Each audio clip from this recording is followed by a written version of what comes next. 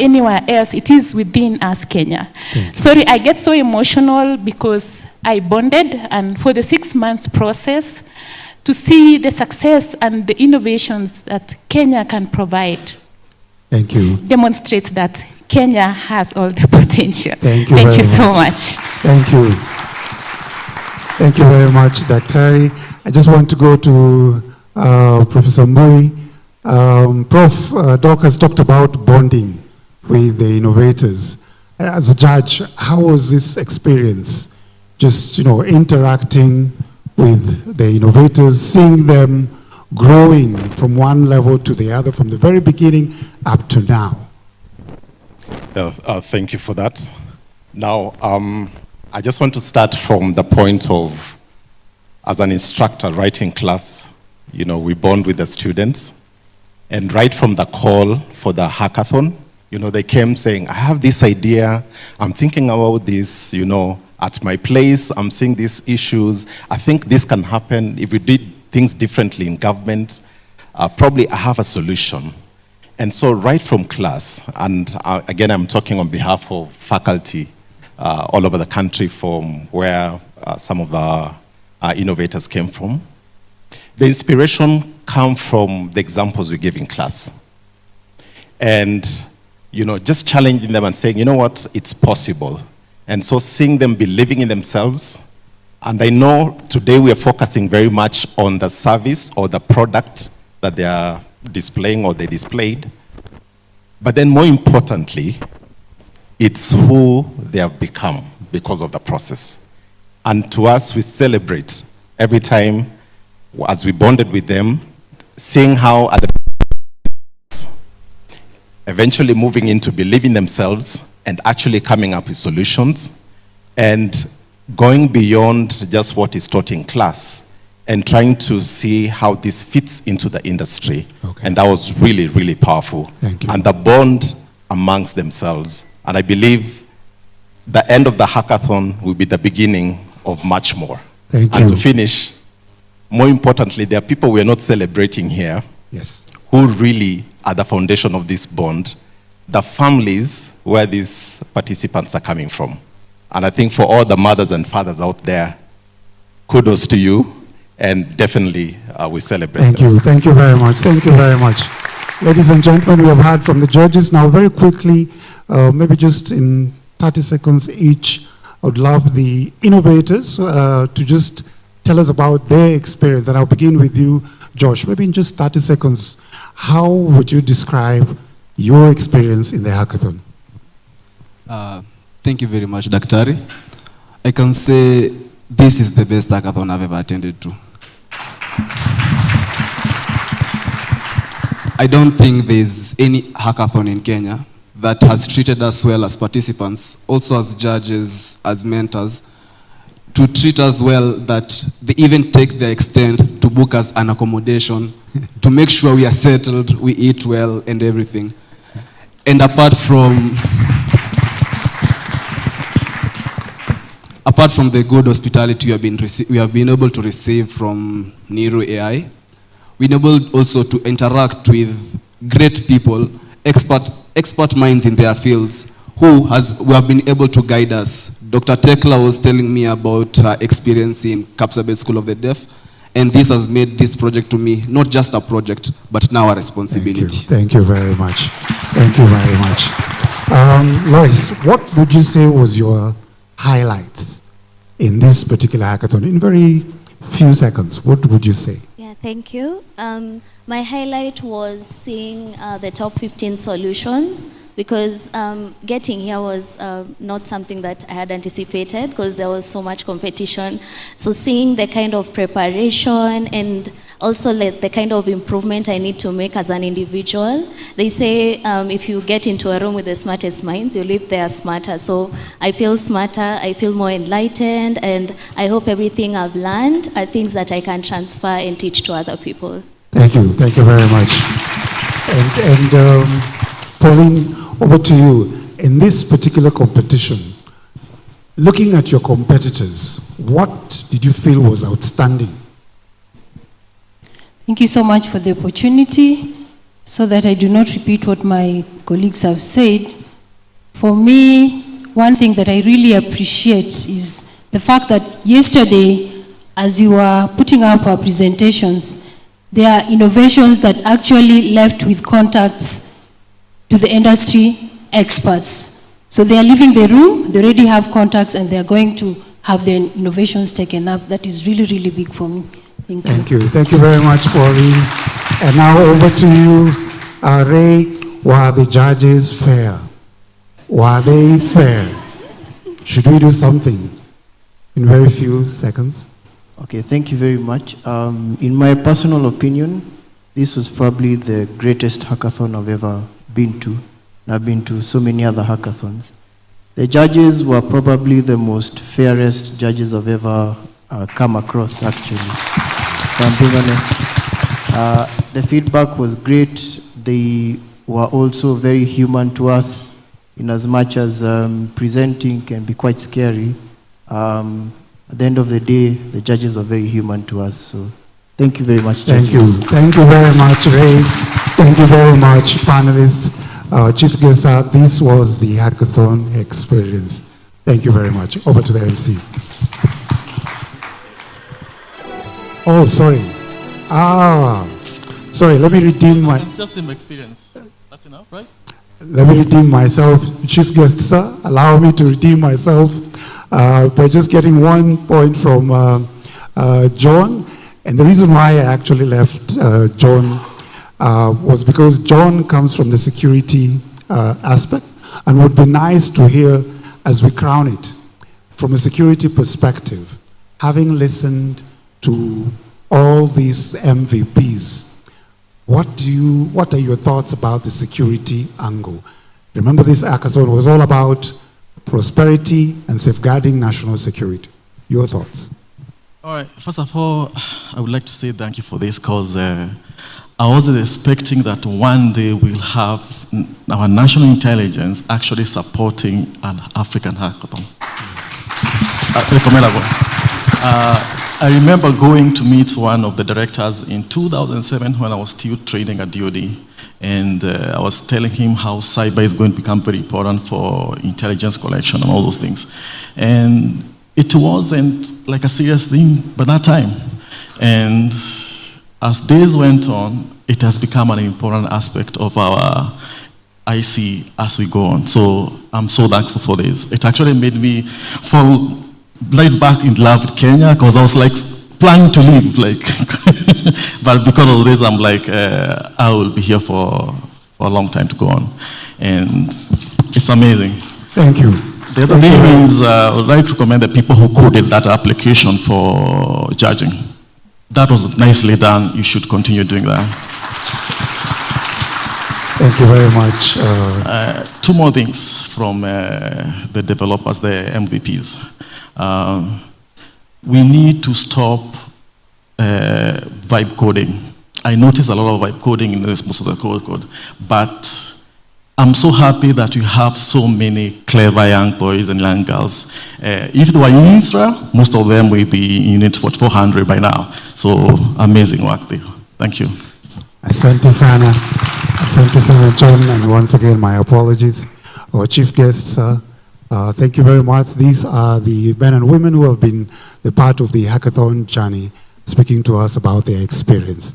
Thank you very much. Thank you, panelists. Over back to you, the MC. Thank you very much, distinguished guests. Let's appreciate all our panelists. Let's appreciate all our panelists. Yes. Thank you very much for your wonderful insights. Let's also appreciate the moderator, Dr. Rickline, also for taking us through. Let's clap for him, please.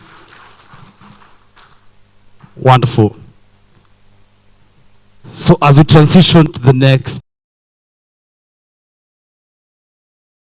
beat, I'm just preparing you for our next speaker. Ladies and gentlemen, she's quite unique. Even our intro will also be unique as well, because we'll do it via a video. So our next speaker represents a global force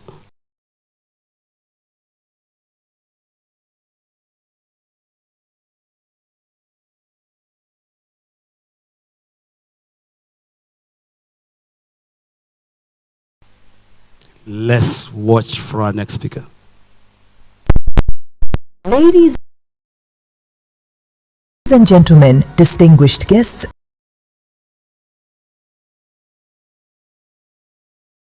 and innovators. Today we are privileged to welcome a distinguished leader who operates at the nexus of technology, innovation, and meaningful impact. Lorna Omondi is shaping the future of artificial intelligence.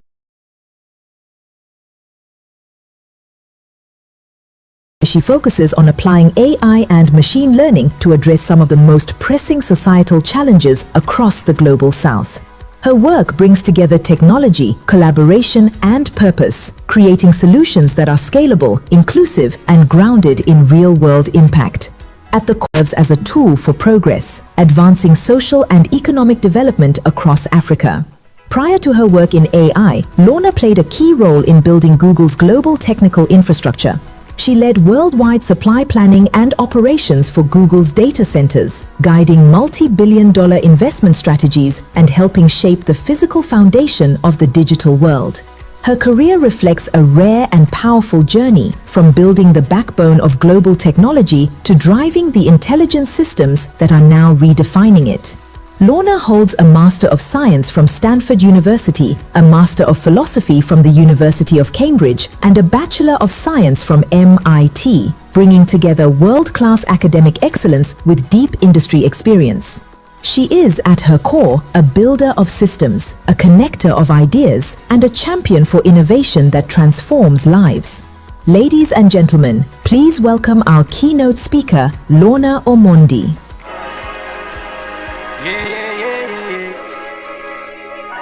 Tell them I'll get my direction from the king. No need to question about my priorities. This life I live for Jesus, I don't live for. Tell them I'll get my direction from the. Tell them I'll get my direction from the king. No need to question about my priorities. This life I live for Jesus, I don't live for. Tell them I'll get my direction from the. Tell them I'll get my direction from the king. Thank you. For those of you who do not know me, I have a lot of energy, and I begin my keynotes with a dance. And what a pleasure it is to be with you all. Distinguished guests, it is such a beautiful day to be with you all. Let me read all my protocols. Justice Lenaola, distinguished Honorable Murkomen, CS, Professor Shaukat, Abdul Razak, and Senior Counsel Director General of NIS.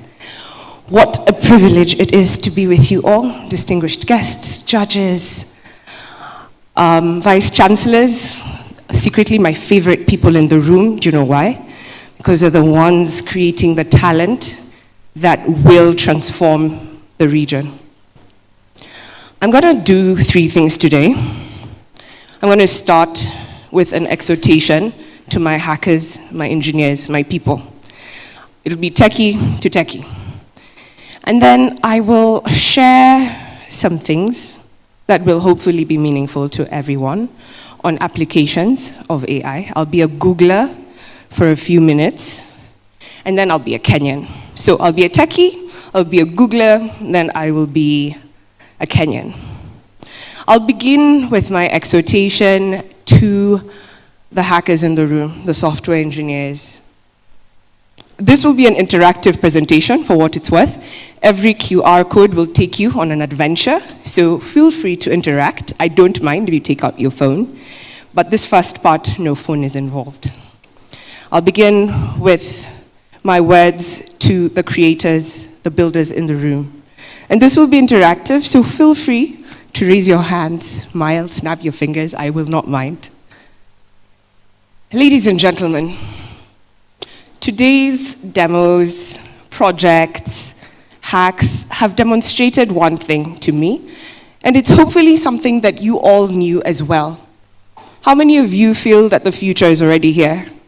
How many of you feel that the talent is in the room and in this country? What an exciting time to be alive.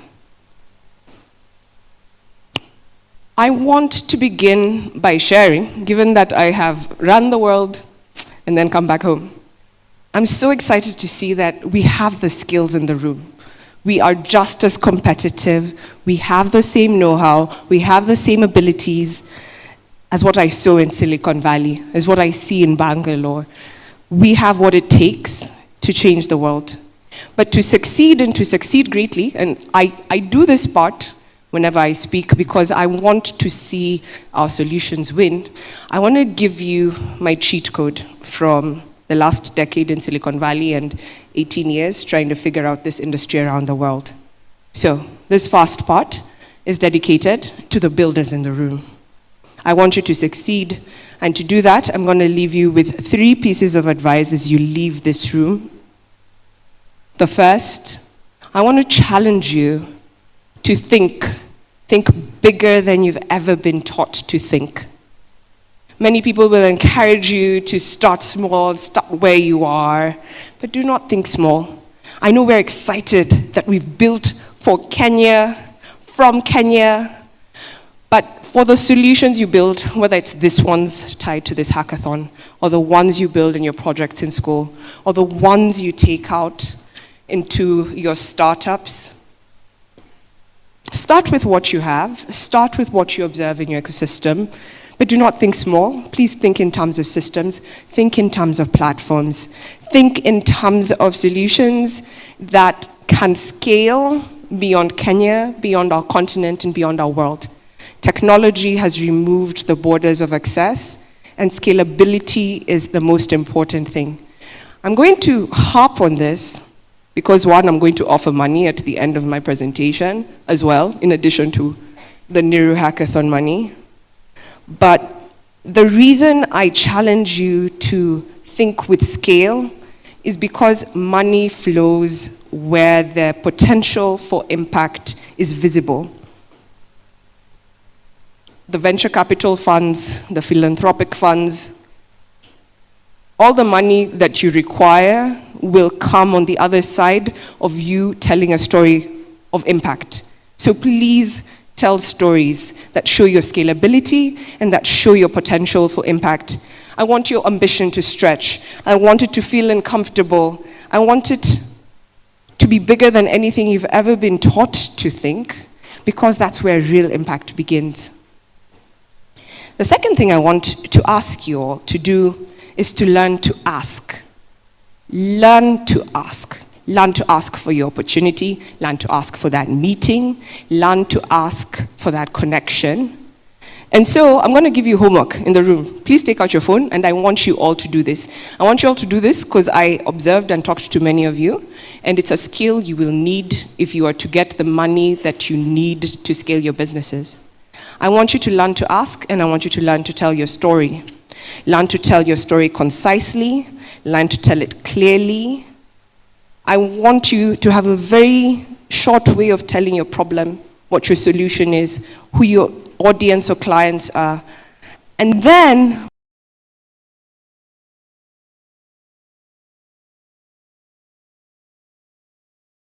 most importantly, learn to tell your what.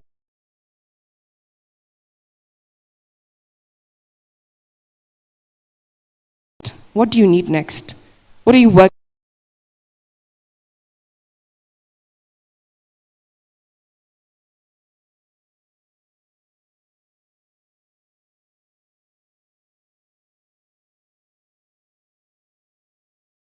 Learn to tell your story. So here's your homework.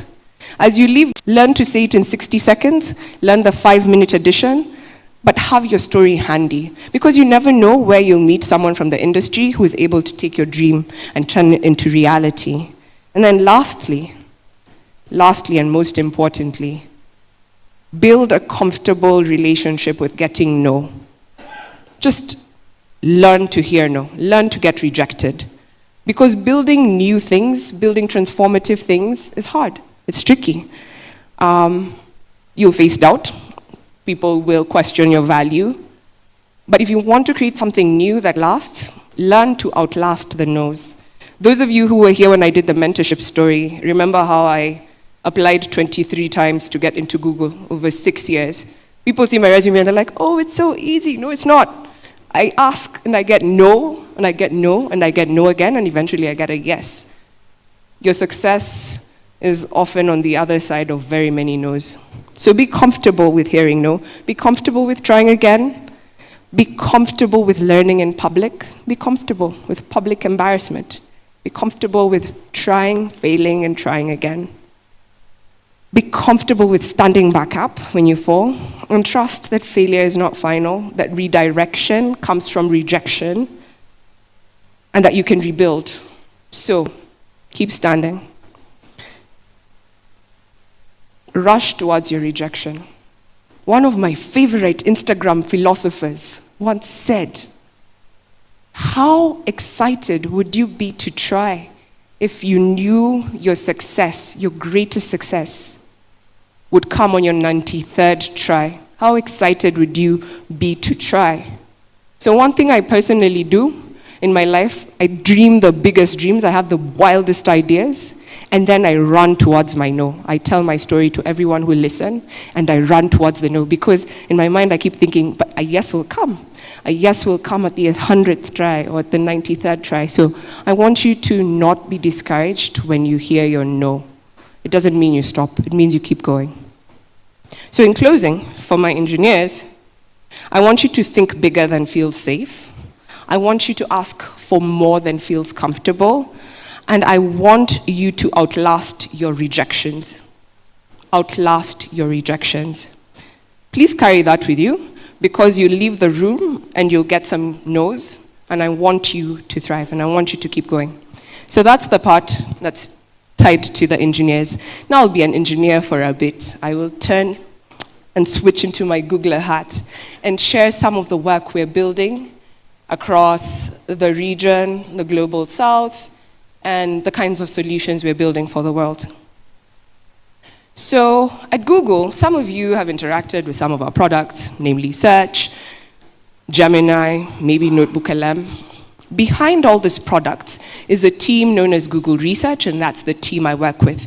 These are the scientists and innovators that create the next generation of foundational technology that will eventually be subsumed into your product.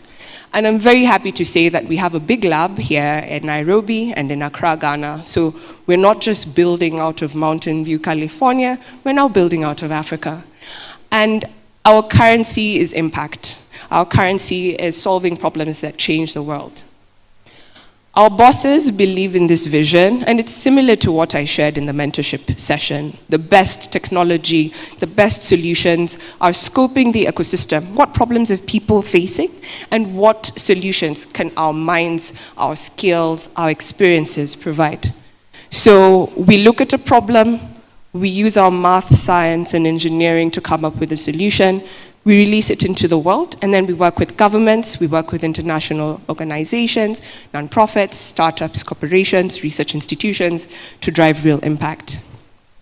So I'm going to start with, or share 5 or so samples. We have more technology than I can summarize in a day, but I'll share some of the things that are pertinent to issues we're facing today.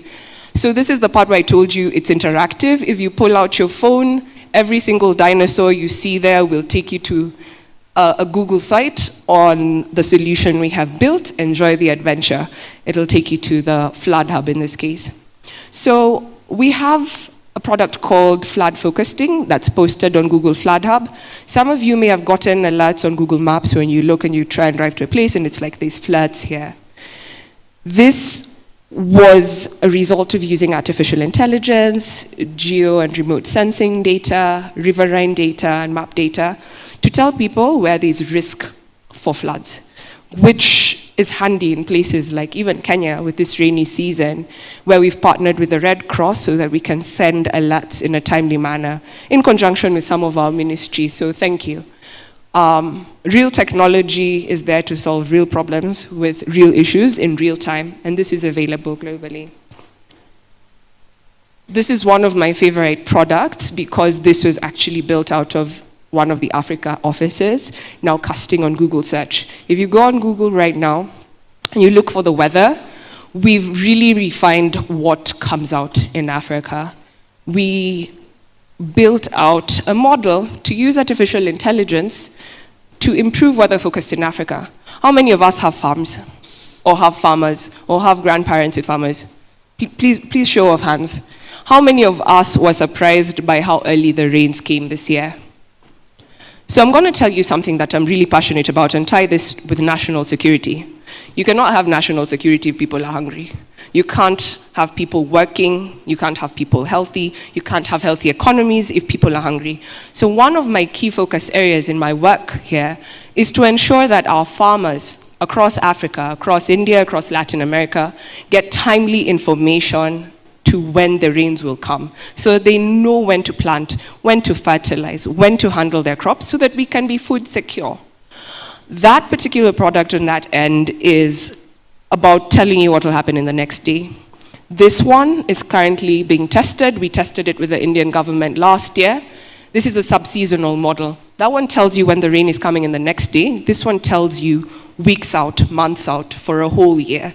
And because we live in economies that are so reliant on rainfall, not just for food, but for energy in our case, for hydropower, for logistics, it's very important for us to know when the rain will come.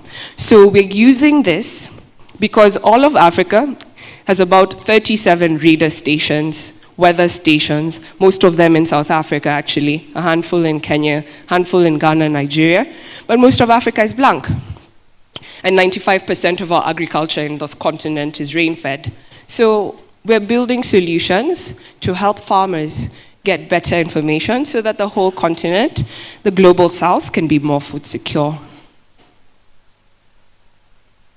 And then we also have geodata that's driving all sorts of improvements. This particular data set is both temporal and static. It covers most of the world, but the published data set is open and available, so everyone here, including the intelligence community, can leverage it. And it's basically giving a record of where all the buildings are. And buildings here include like a 4 meter by 4 meter shack or shed. And this is important. Why? Because it's important for planning. It's important for planning infrastructure, health, education, logistics, delivery. But we're providing the framework so that startups, companies, governments can plan their logistics, can do their urban planning on top of our foundation. This is also interesting. We're sending satellites into space to enable people to tell where fires are.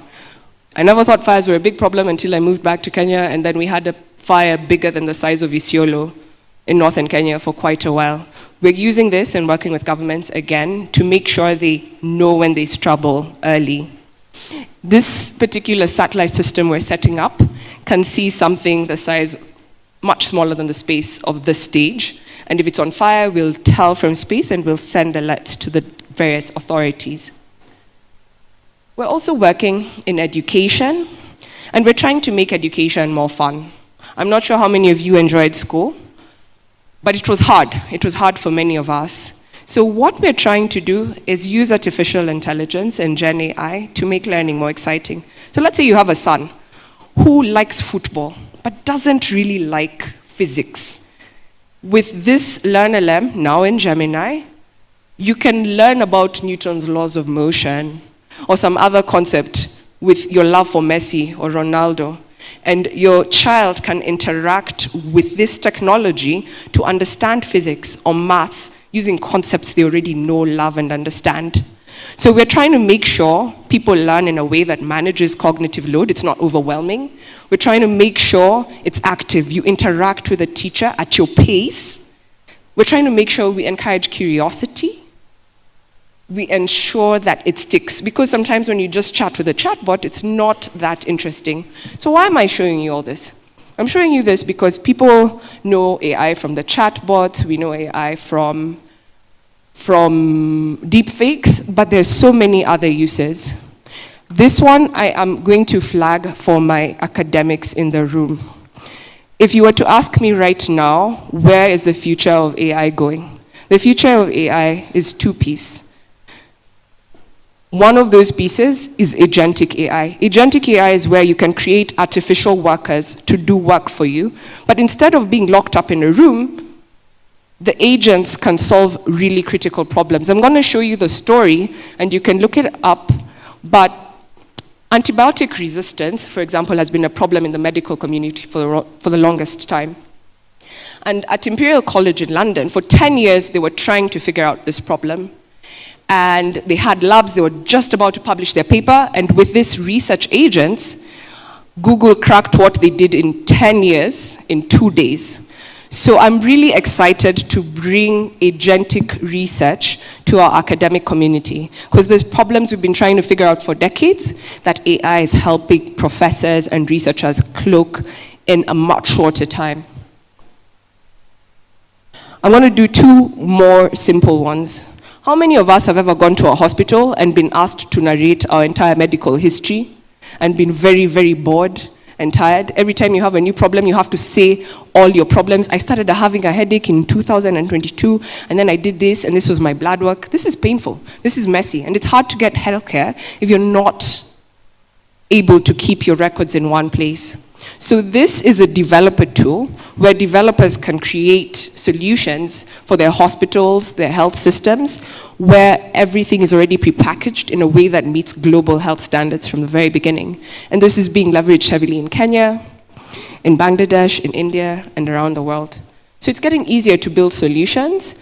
And my challenge to you remains the same as the one I shared earlier, to remain curious about all the new tech in the market, because things are moving so quickly. I'm going to close out with this last product, which is MedGemma.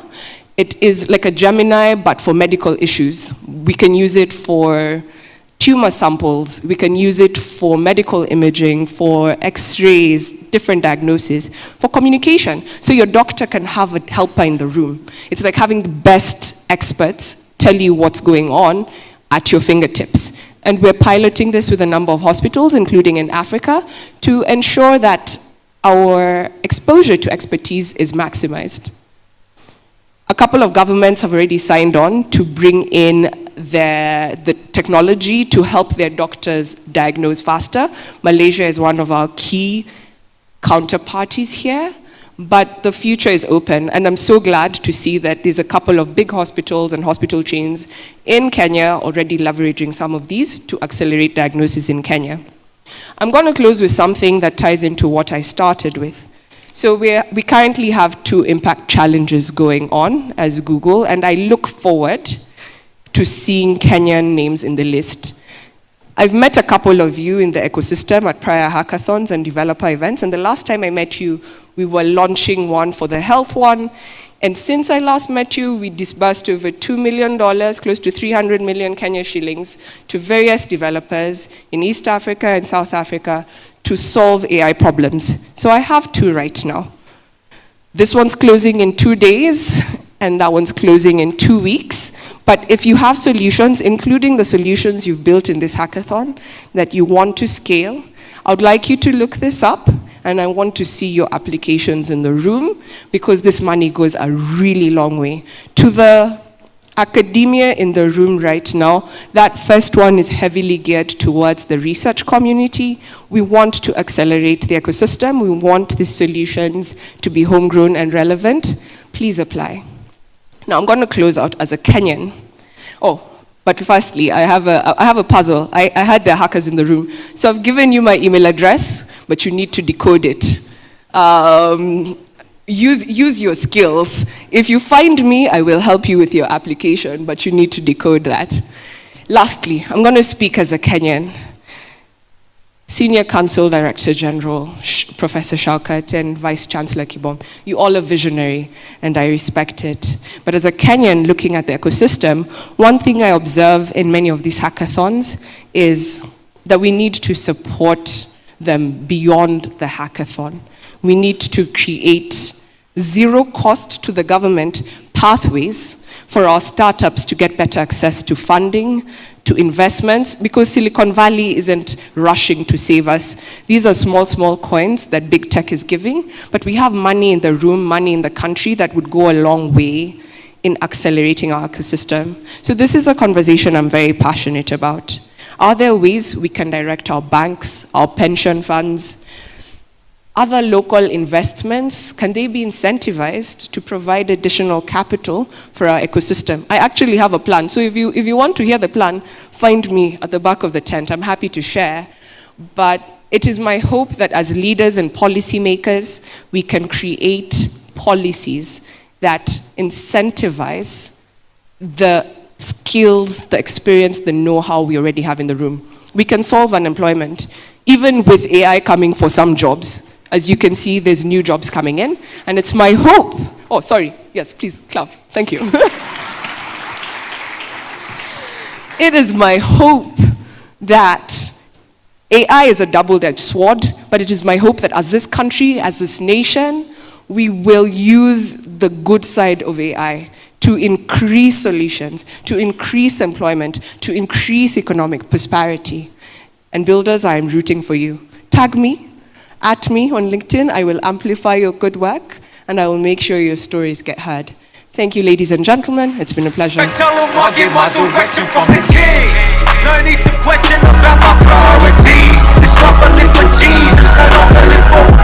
Wow. I tell them I'll get my direction. Let's appreciate her one more time, please, ladies and gentlemen. I'll get my direction from the king. Yeah. No need to question about Yeah. my priorities. She says, "When a big techie, a Googler, and a Kenyan." One more time, let's give her a hand, please. Thank you very much, Lorna.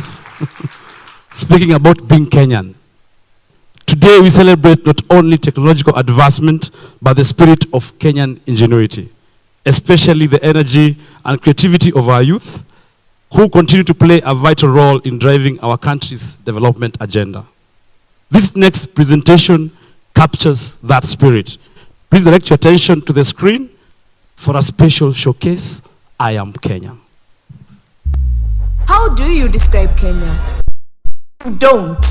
You feel it. A land that carries the Rift Valley in its spine, the Indian Ocean in its breath, the heat of Sabo in its belly, and Nairobi's restless heartbeat in its chest.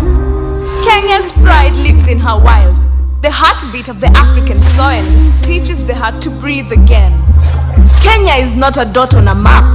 It is a story, told in 46 tongues, but spoken in one rhythm, one spirit. It is the story of strength. Children in Iten racing hills, stride for stride with champions. Young men in Mombasa who master the ocean with their lungs. Mothers in the north shaping hope from hardened earth. We speak the language of pace setters. From coders whose inventions became the world's blueprint, to athletes whose records redraw the limits of human will, to artisans who hammer scrap into tomorrow. And when we rise together, watch us. We are warriors, Seati with swords, but with screens. Our tweets thunder, our voices shake power. But that same fire becomes light, turning strangers into brothers, neighbors into lifelines, a harambe of the heart, stretching from Elwa to Msambweni. This is our heartbeat, this is our peak. Wherever we stand, in markets, in streets, on global stages, or in the stillness of home, we carry one truth. My name may be Akinyi, Wamboi, Chebet, Zubeida, Bonareri, Masawe, but what you really need to know is this. I am the soil, the sunset, the struggle, and the song. I am Kenyan.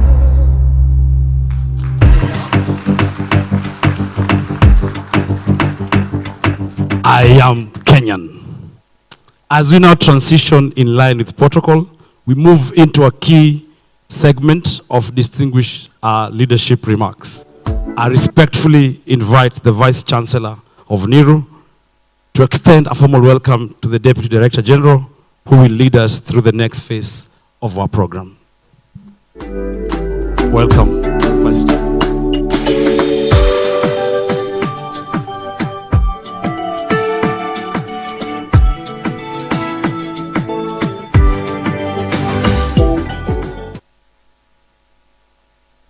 the Cabinet Secretary, Ministry of Interior, for Interior and National Administration, Honorable Kipchumba Murkomen, the Director General, National Intelligence Service, Senior Counsel, Nuruddin Aji, the State Department for Research, Science and Innovation, Professor Shaukat Abdirizak, the Director of Public Prosecution, Mr. Benson Ikonga, the Judge of the Supreme Court, the Mr. Justice Isaac Lenaola. It's now my distinct privilege and honor to welcome Mrs. Agnes Shikuku, the Deputy Director General of the National Intelligence Service, and which is our esteemed sponsor, to carry on with the second phase of this program. Distinguished guests, ladies and gentlemen, let us welcome Madam Shikuku.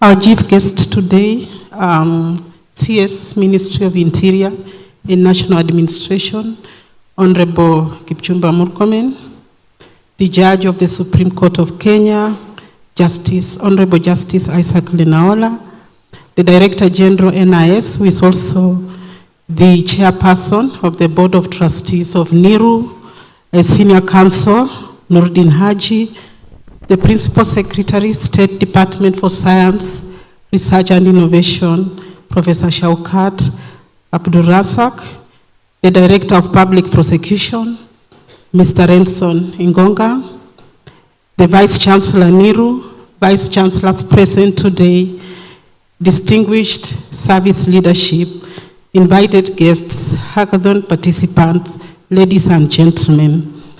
Today it's my honor to stand before you at this NIRU AI hackathon closing and award ceremony.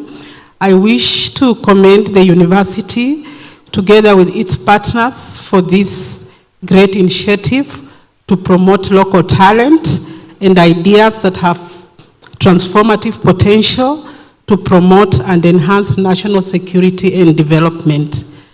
I also wish to acknowledge the mentors and judges whose collective effort has made this initiative a success. Ladies and gentlemen, hackathon is more than just a competition. They are incubators of possibility. The NIRU AI hackathon that started 5 months have stirred landscape of hackathon competition in the country, and more particularly with unique focus on national security issues. There has been a series of mentorship programs by both market and private sectors. So over the past 6 months or so, we have witnessed creativity, collaboration, and innovation at its finest.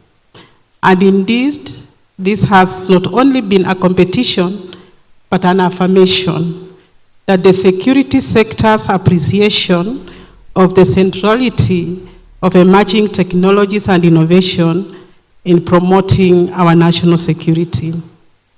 So as we sit here today, we know that artificial intelligence is increasingly becoming a norm in our lives.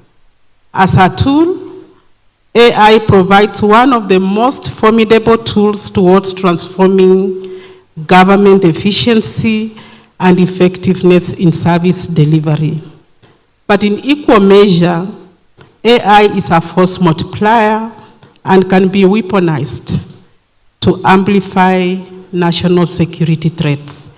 Inevitably, our ability to nurture and promote technological development as a society will determine the efficacy of the decisions we make towards building a prosperous nation. So for me, this hackathon has demonstrated that the solutions to our many national challenges already exist in our own ecosystem. Today we celebrate not only the winners, but the spirit of innovation.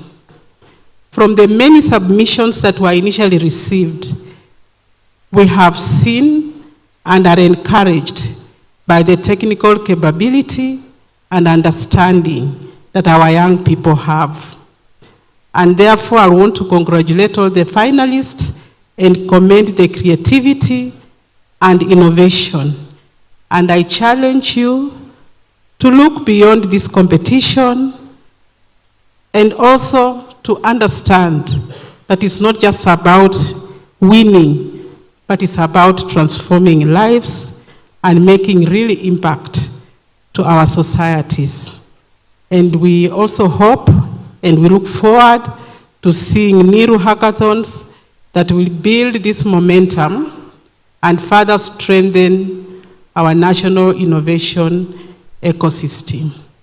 So with these remarks, our chief guest, allow me to transition and invite some of our guests here to give their remarks before I will invite the Director General and also the Chairperson of the Board of Trustees. And to invite on stage first, I would invite the Director of Public Prosecution, Mr. Renson Ingonga. Welcome.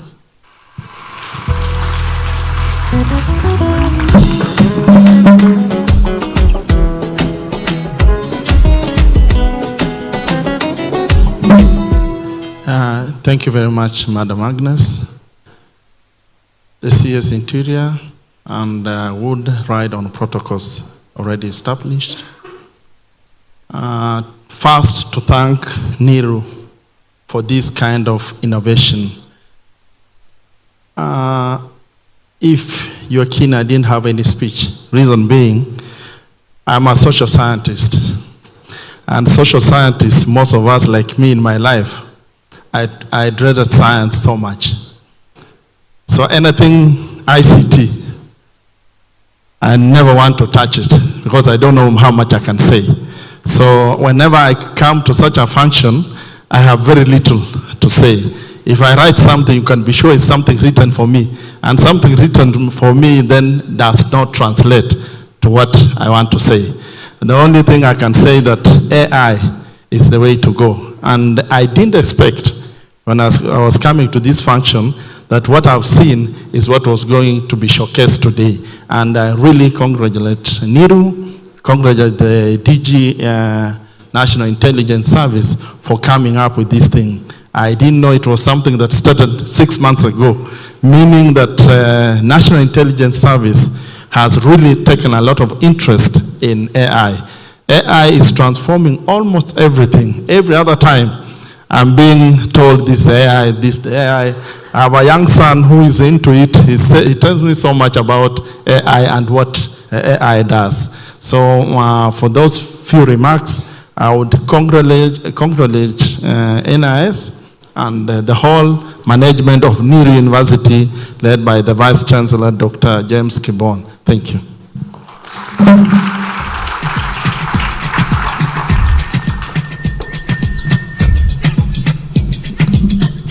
Thank you very much. I would now invite the Principal Secretary, Professor Shaukat.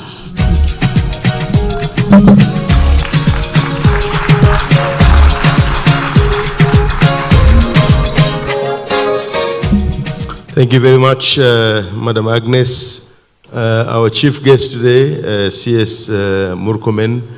Let me also stand the DG of NIS and all colleagues who are here. I stand on the established protocols.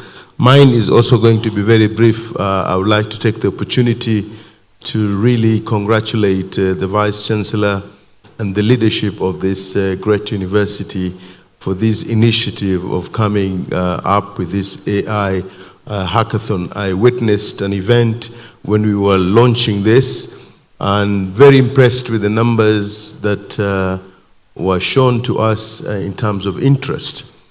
CS, this is an area, I'm just coming back from PSA's forum this morning, and one of the things that I was talking about is exactly this. How can we be able to leapfrog in this country so that we are on that trajectory of moving to the Singapore way, so to speak. And if you really want us to be at that level, then we must be able to embrace science, technology, and most importantly, innovation. Last week, CS, I was, not last week actually, 2 days ago, I was in Kigali giving another keynote address on AI in the social economic front, so to speak. And I was telling people that this is a sector that by 2030 globally is going to contribute into almost 15 trillion US dollars. And again, if you look at Africa in general, the contribution would be almost $1 trillion as well. The question is, where are we? I'm glad to state that in the country we have what it takes. You have demonstrated very clearly. We have the relevant frameworks. We have now State Department of Science, Research and Innovation. The only thing, CS, now that our appeal is to fund this sector. At the moment, we are doing 0.8% of the GDP in this sector. I have met that stipulated in Science, Technology and Innovation Act. And I'm very pleased and glad that His Excellency, thank you, His Excellency the President is very committed to see that we can be able to put the resources. Again, because it's not just about what we've just seen here. We must be able to take this to the next level. That's why research to commercialization, innovation to commercialization is very, very critical. I think AI, CS, distinguished colleagues who are here, is not economies, it is empowering people, and is also securing the country as well. So all these reasons, we need to ensure that we can fund that space, and we can be able to build synergies, collaboration and cooperation. Lastly, I'm glad my sister Lona for the excellent presentation that you've given. The Vice Chancellor break the silos and build the synergies, collaboration and cooperation. If we can be able to do that, in my opinion, we can be able to reach Singapore faster than we can. Thank you very much, and congratulations once again.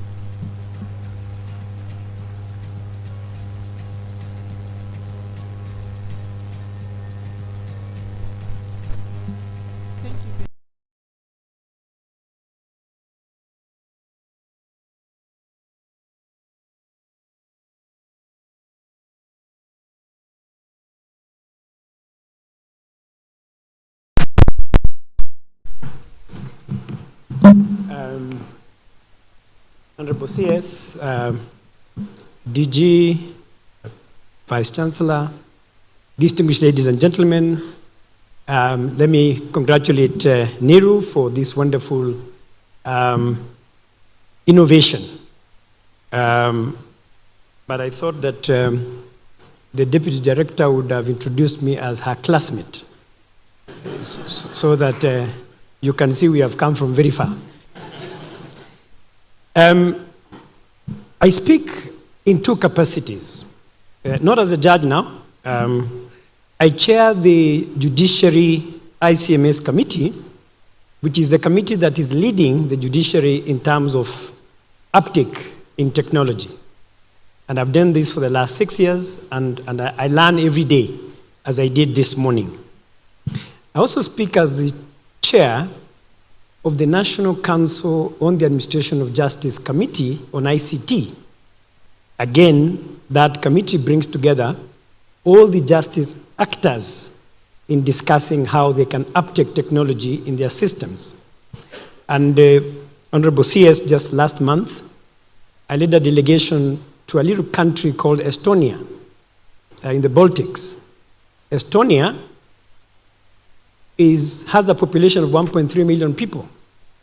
but it is the world's leading e-justice destination. So we in Kenya, through innovations such as this one, have an opportunity to be, as we are saying, the Silicon Valley of Africa. And those who have gone to Konza, Technopolis, will understand what I'm talking about. When I received a letter from the DG 2 days ago, he asked me to speak to this subject, AI for national security and prosperity, and I thought I should indeed speak to that subject in the 10 minutes I was given. There is no doubt, as Lon and others who are techies are telling us, that AI is indeed one of the most transformative technologies of this century. Its impact on national security can never be ignored because it has the potential to improve national security, drive economic growth, and improve governance. But we in the judiciary, for example, are struggling with responsible use of AI to ensure that its benefits are maximized while minimizing risks. A lot of you would know that we have examples, including in Kenya, where hallucinations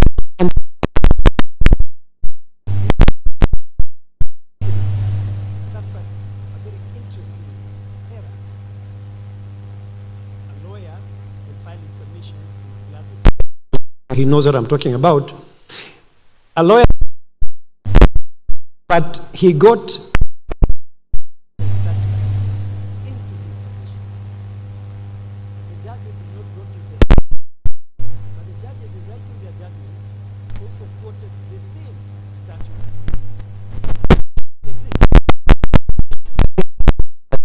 thank God, it was about trademarks. When finally the judgment came, it was written based on the Kenyan Trademark Act, not the non-existent hallucination that entered their judgment through error of counsel. You may also know of a case in Brazil where a judge called Rodriguez, who I know myself because I visited his court in Brazil 2 years ago, gave his assistant a draft judgment to write. The assistant rushed into AI and produced a wonderful judgment. But when this techies then used the AI tool to discover whether it was written by AI, discovered that 5 of the cases he had quoted were all fake. And the judge is now going through this game for misuse of AI.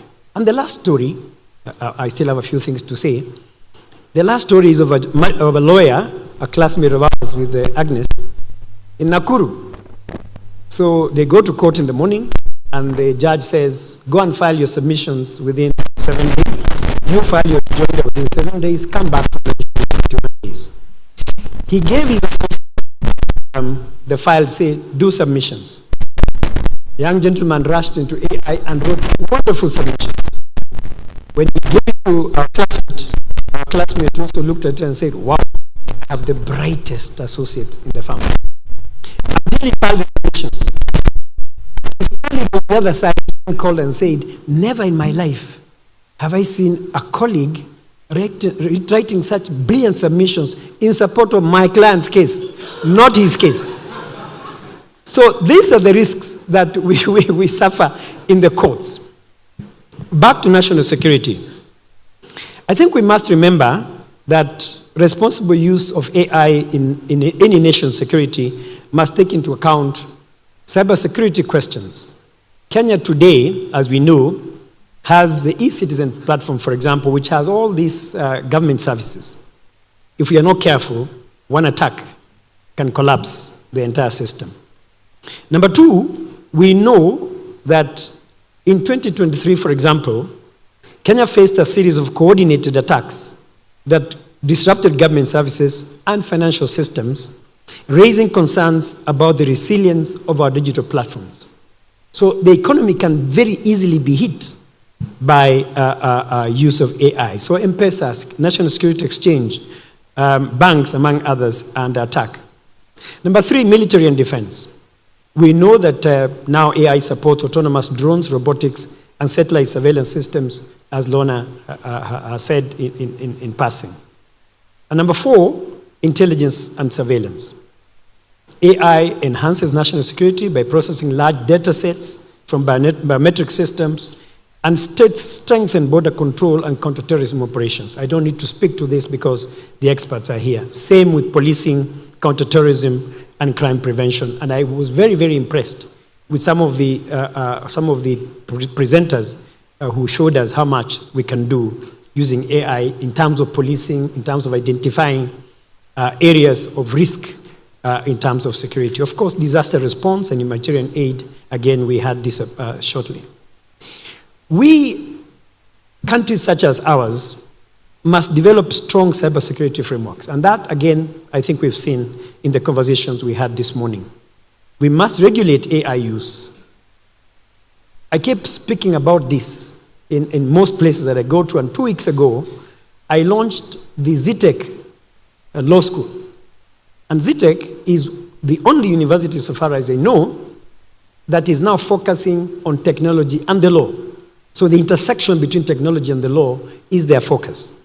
But why are we not speaking about regulation of AI to ensure that unlicensed AI platforms don't exist? And I'm happy again today we saw what our young innovators are doing. Today the CS, as we were going around, kept asking, what is the source of your data? Where do you get your stuff from for you to reach these conclusions? So that secure data and digital infrastructure must continue to be a conversation we have within government and within the technological cycles that we are in. And thank you, Lorna, again, for speaking to detection of threats and prevention of threats. Because in a country such as ours, which is based largely on agriculture, if we do not go into AI, I think we will not go as far as we want to do. One of the issues we are addressing as ourselves in the judiciary is the human oversight element in terms of the work that we do. So that AI should never take over my work as a judge. Because the day we allow AI to take over the work of a judge, whose judgment is that? Is it mine or AI's? And if there are errors, who do you blame? Do you blame AI or the judge? So the human element must continue, and the human oversight must continue being a conversation that we are having. The second issue that I think is important for us to address is privacy protection. Surveillance systems must balance national security needs with citizens' rights to privacy. The vast amounts of personal data processed by AI systems necessitate stringent measures to ensure confidentiality, informed consent, and responsible data usage. That conversation, again, we must continue having. I spoke about bias and fairness. Some of you may know of an AI tool developed by a court in California. But this tool was supposed to be doing simple cases, small claims, small pleas like traffic offenses, what we are trying to do with NTSA. But this tool was developed in a way that it was biased towards blacks. So if a white person and a black person commit the same offense with the same facts at the same time in the same place, the black person will get a stiffer sentence than a white. How do we manage these AI tools so that bias and fairness are addressed? CS have challenges in the use of AI, and as a country we must be prepared for them. I've spoken invariably about the spread of misinformation during the electoral cycle. A lot of us may not know what will happen in 2027. About an example where misinformation can disenfranchise particular areas. A member of parliament or an aspirant for member of parliament can decide to feed one area of his constituency with AI-generated misinformation and disinformation, and those people can't vote because they don't support him. The result is that only the area which supports him vote, and the result is that a third or a quarter of the constituency is disenfranchised. How do we deal with these questions as judges when these matters come to us through election petitions? We must also keep discussing the digital divide. I come from Samburu, but I've spent 40 years in Nairobi.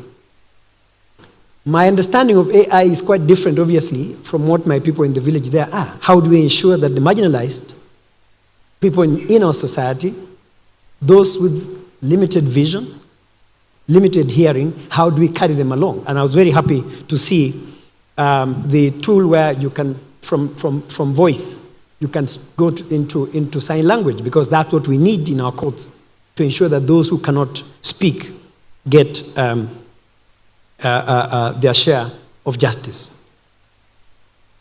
On cybersecurity again, the threat of hacking, and so, Poleni hackers, because I'm not attacking you, I fear you, I totally fear you. Phishing, cyber warfare, how do we manage this as we develop AI? Let me conclude by saying this. We at the judiciary and the justice sector generally are aware that litigants, advocates, judicial officers, judges are utilizing AI platforms in conducting mostly legal research, but of course we know there are those who are trying to write judgments using AI. The use has, of course, greatly improved the legal work, but also posed challenges in responsible use. I was speaking to the seniors here, and I told them that we are developing a tool called Hakimu.ai, and we are launching it soon.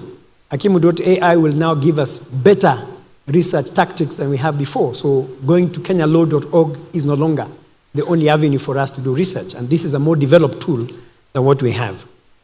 But responsible use of AI is not just a challenge in terms of technology, but a moral and strategic imperative. By embedding ethics, transparency, and accountability into AI systems, nations can harness AI to strengthen national security and drive prosperity. The future of national security and economic growth will depend on how wisely societies choose to deploy this powerful technology. Ultimately, ethical AI use requires a multidisciplinary approach, combining legal frameworks, technological safeguards, and societal dialogues like what we're having here. And I'm quite happy to hear that Senator Karen Nyamo has now written a draft AI bill in the Senate. And I was telling my colleagues, we need to develop that bill further, debate it, discuss it, and see whether it has value for where we are going. In conclusion, I want to thank NIRU. I want to congratulate NIRU, congratulate all the hackers and all the innovators. The future of Kenya lies in your hands. Pick up the challenge that Lorna has given us. And when I come back to another hackathon a year or two from today, I expect more magic than what I saw today. Thank you for your attention.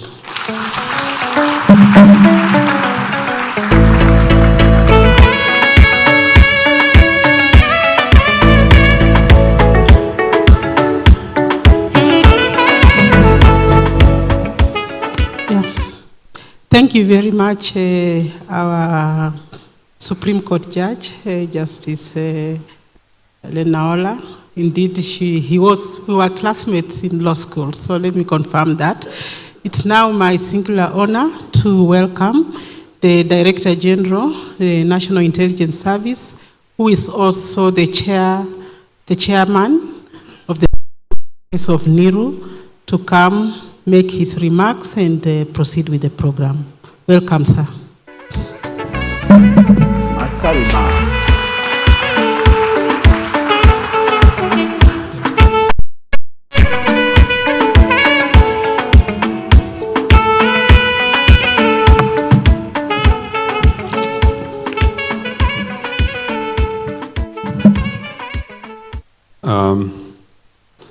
The Honorable Kipchumba Murkomen, Cabinet Secretary, Ministry of Interior and National Administration, the Honorable Justice Isaac Lenaola, Judge of the Supreme Court of Kenya,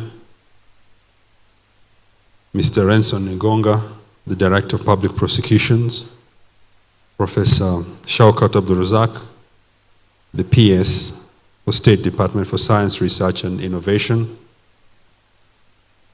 the Deputy Director General, Directors of NIS, representatives from other government agencies, including the representative of the PS of ICT,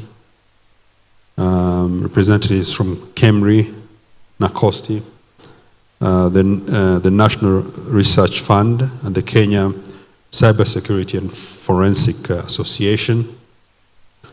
Dr. James Kibon, the Vice Chancellor of NIRU, Vice Chancellors from the USIU, University of Nairobi, Masinde Muliro University of Science and Technology, Dedan Kimathi University of Technology, and the Islamic University of Kenya, representatives from Meru University of Science, Technology, Strathmore University, Kenya College of Accountancy, and Kabrak University. Engineer Andrew Masila, Innovation, IT Research and Development Lead from Safaricom. Am I right? Yes. Open University of Kenya, representatives. Dr. Joseph Savila, Director iHub, Strathmore University. And of course, Lorna, Google Africa Partnership Lead. I can't dance as well as you did. I'm not a good dancer. Representatives from the private sector, my friend Hussein here, members of the judging panel and mentors, esteemed guests, innovators and participants, ladies and gentlemen, good afternoon. Today I've learned a few things just from the conversations that we had here and the speech by Lorna. I have learned for the first time that there is a difference between soft tech and hard tech. I was wondering why he was doing soft tech and not hard tech. I had to quickly Google the difference of the two, so I'm a bit wiser now. Then I learned from Lorna about Instagram philosopher. I only knew Plato and Aristotle, so I think I'll look for her and ask her who are these Instagram philosophers. That's new for me. But Honorable CS, today marks the successful conclusion of the National Intelligence and Research University AI Hackathon, an initiative that has brought together innovators, institutions, industry leaders, and policymakers in a shared effort to harness artificial intelligence as a strategic enabler of national security and innovation. I would like to begin by expressing how impressed I am by the wide array of solutions presented and by the exceptional level of talent represented here today. This journey, which began as an ambitious idea, has proven both challenging and deeply rewarding. When the Hackathon submission portal opened in October 2025, as we were told, we received over 2,500 proposals from innovators across the country. This overwhelming response has not only reflected strong interest in artificial intelligence, but has also revealed the depth of creativity and technical capability within our innovation ecosystem. I remember asking Dr. Irene and Madam Damaris, who is in charge of research, development and innovation, whether we will be able to judge all the 2,500 proposals that were forwarded to us.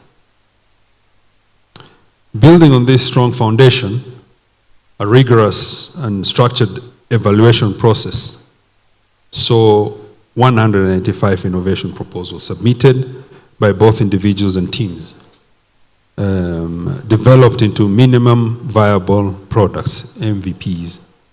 From this highly competitive pool, 60 finalist MVPs progressed to this final stage, reflecting the value of mentorship, leadership, and structured support in growing talent, as well as transforming ideas into practical real-world solutions.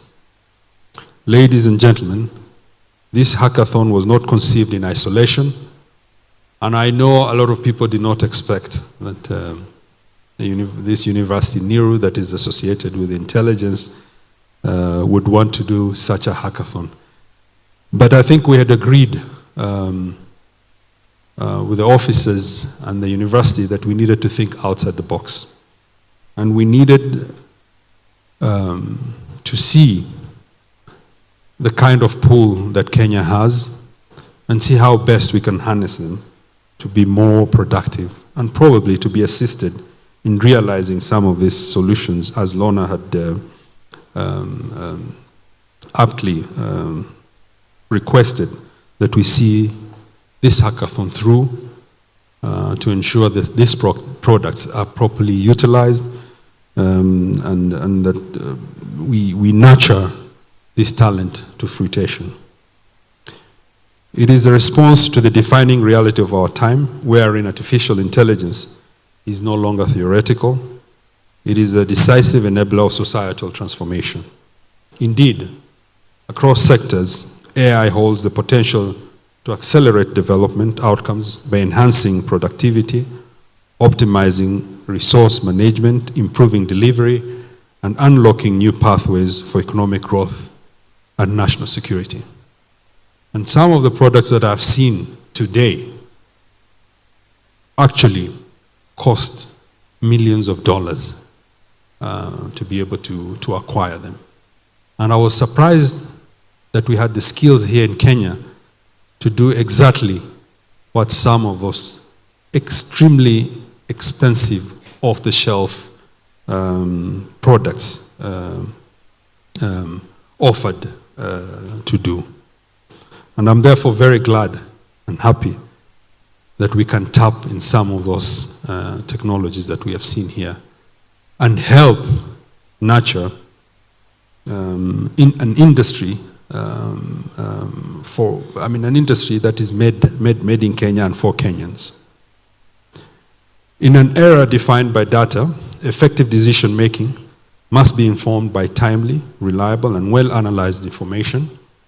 In this regard, AI systems can support policymakers in identifying trends, evaluating risks, and allocating resources more efficiently, thereby strengthening governance. In addition, it can also enhance transparency and accountability in public service delivery.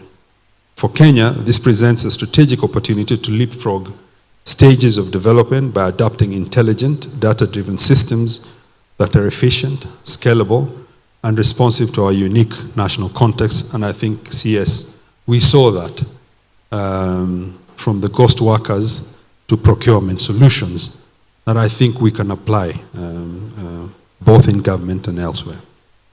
However, this opportunity is not without consequence. As we digitize, automate, and interconnect our systems, we also expand the surface upon which threats can emerge. And I think the Justice aptly brought this out for us. These advancements are making government services, financial systems, and critical infrastructure more exposed to cyber intrusions, manipulations, and exploitations by transnational criminal networks. We thus require intelligence systems that can continuously monitor networks, detect emerging threats in real time, and quickly adapt to evolving attack patterns. And we also saw a solution providing that for us. And we saw in real time the number of attacks that are happening in Kenya, but also the ability for hackers to hack into some of the government systems, like HELP. e-Citizen, which is alarming, but I'm also glad that we're able, as through the talents that we have, to detect that and hopefully also to safeguard against such intrusions. AI is also shaping the nature of warfare. The increasing use of social media to spread misinformation aimed at undermining social cohesion, as well as the growing use of unmanned systems, including drones, by terrorist and criminal groups, alongside access to more sophisticated and readily available technologies, is amplifying both the reach and impact of hostile actors. These developments are increasing the scale and complexity of threats, placing additional strain on our security apparatus.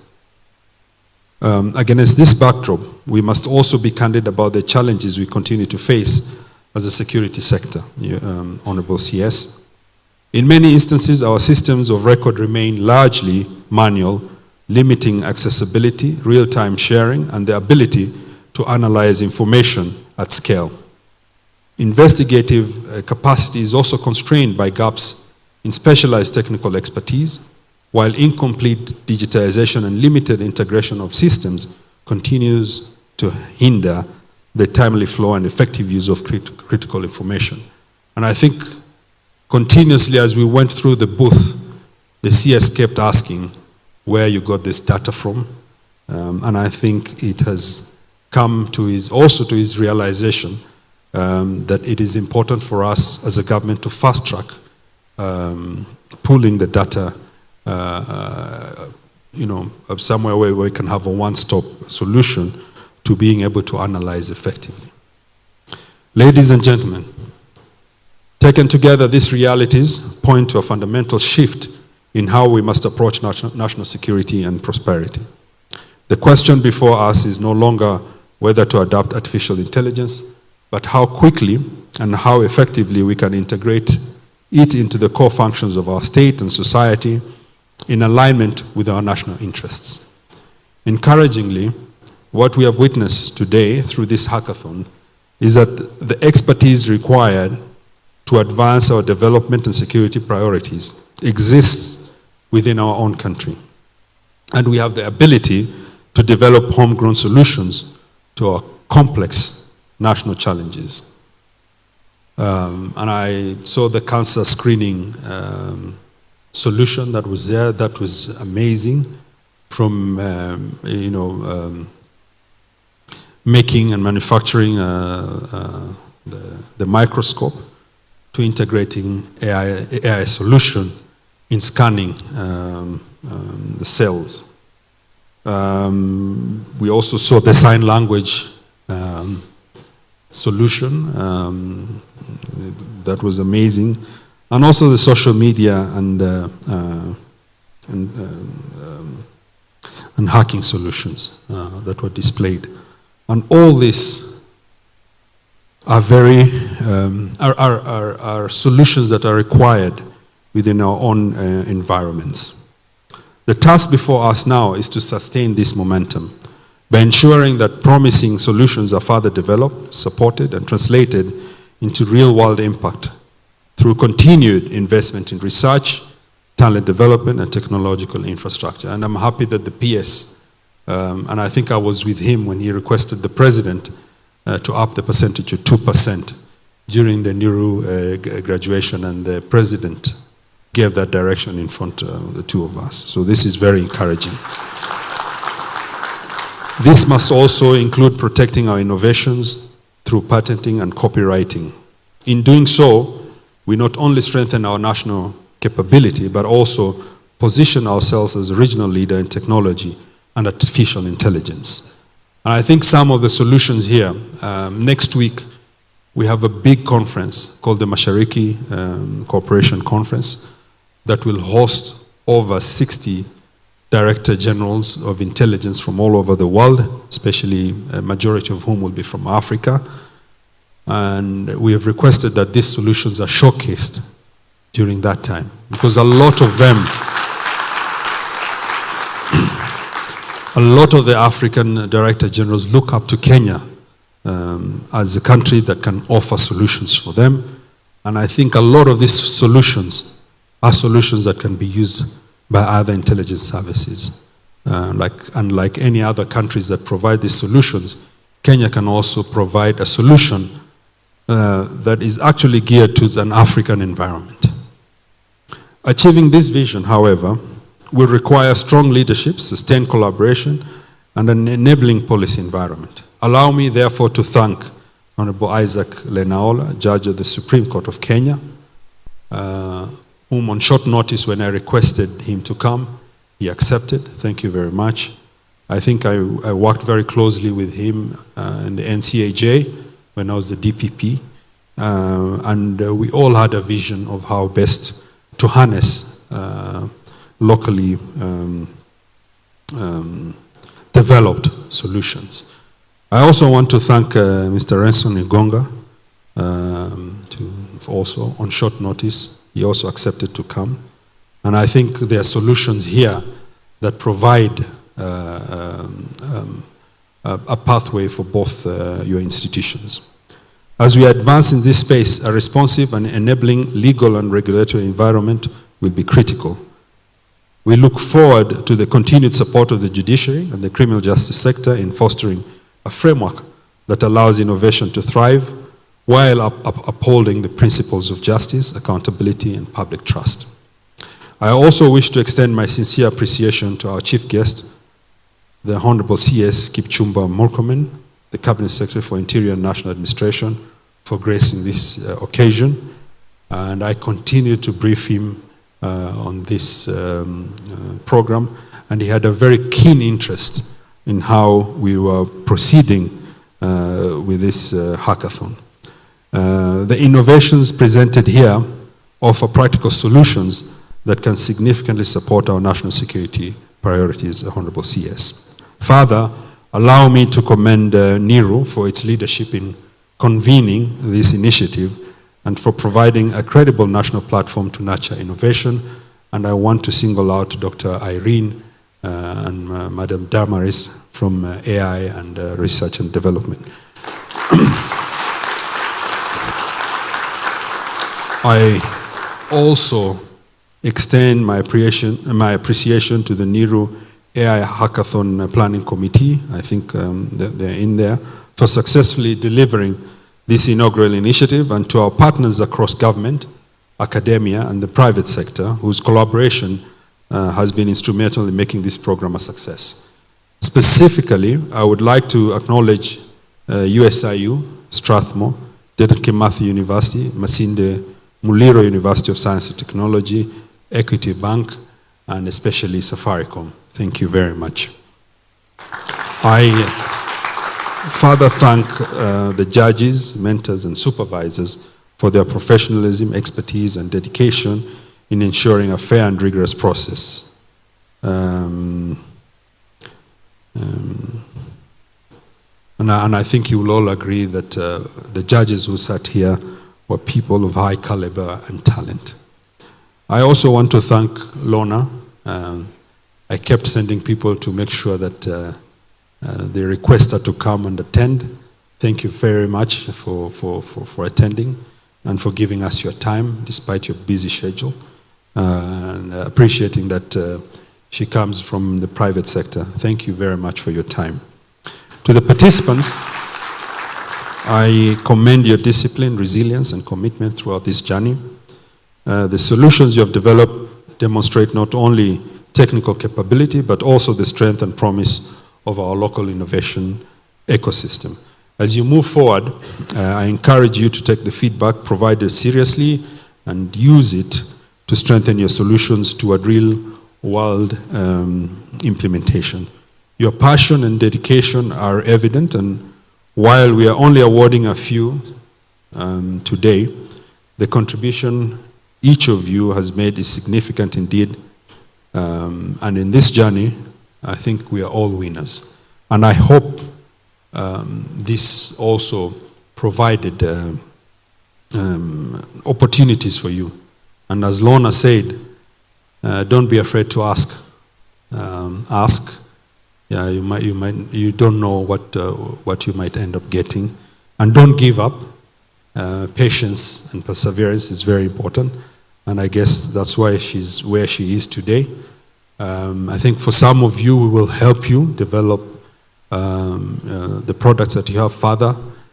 For some of you, maybe, depending on your talent, you might end up working alongside some of us, whether at the university or at the service. And I think, and a lot of you, I am sure, will be successful in your endeavors. This was commendable, and the talent that we saw here, especially from the youngsters, is very, very encouraging. And I think the CS will agree with me that we can see very productive Gen Zs and we are happy for that. We will be there to support you. And I want to assure you that we shall ensure that this goes beyond the hackathon. And next year, hopefully, now that I have learned 2 new words, we'll see how we can bring both soft and hard tech and see how they can be integrated. Is that possible? Or am I... Yeah, so that we will probably see some robots here and there integrate AI into them. Sinisawa. And I think those of you who didn't make it, hopefully when we open the next one in the course of the year, you will apply again. Don't give up. You never know. Maybe if you go and improve on the product that you have, you will probably end up being a winner here. And we are all winners, as we said. As I conclude, this hackathon has demonstrated what is possible when individuals, government institutions, and the private sector work together toward a shared national objective. And I want to thank the private sector for agreeing to work with us. A lot of times people are afraid to be associated with us, but on this occasion, I think I've seen quite a number of you who have agreed to work with us, and I think this is a change in mentality. We are here to assist. We are here to work for you. Intelligence is not a creature that is there to inhibit people, but to help and help you in multiplying. We want to be, people who plant the seed. And if you look at a lot of the other countries, a lot of the products, including the World Wide Web, these were developed either by the defense industry or by the intelligence. And I think we have to think that way as Kenyans. How do we harness the different strengths that we have, bring it together, and come up with products that will help us kufika Singapore? By aligning technology and AI with our development and security needs, we can shape a future that is both secure and prosperous. Thank you, and God bless you all. I don't know what so I hand over to you. Ladies and gentlemen, kindly join me in appreciating Director General, NIS, Senior Counsel, Nordin Haji. Thank you very much.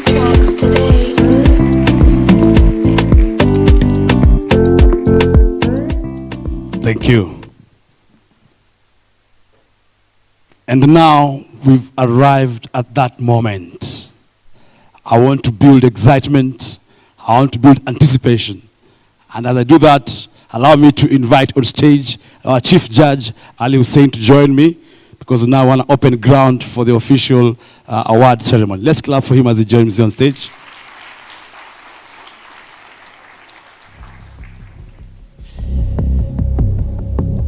Yeah, I can feel it. I can feel it. So, just as we are here, on this journey, we say the strength of any process depends on the quality of its evaluation.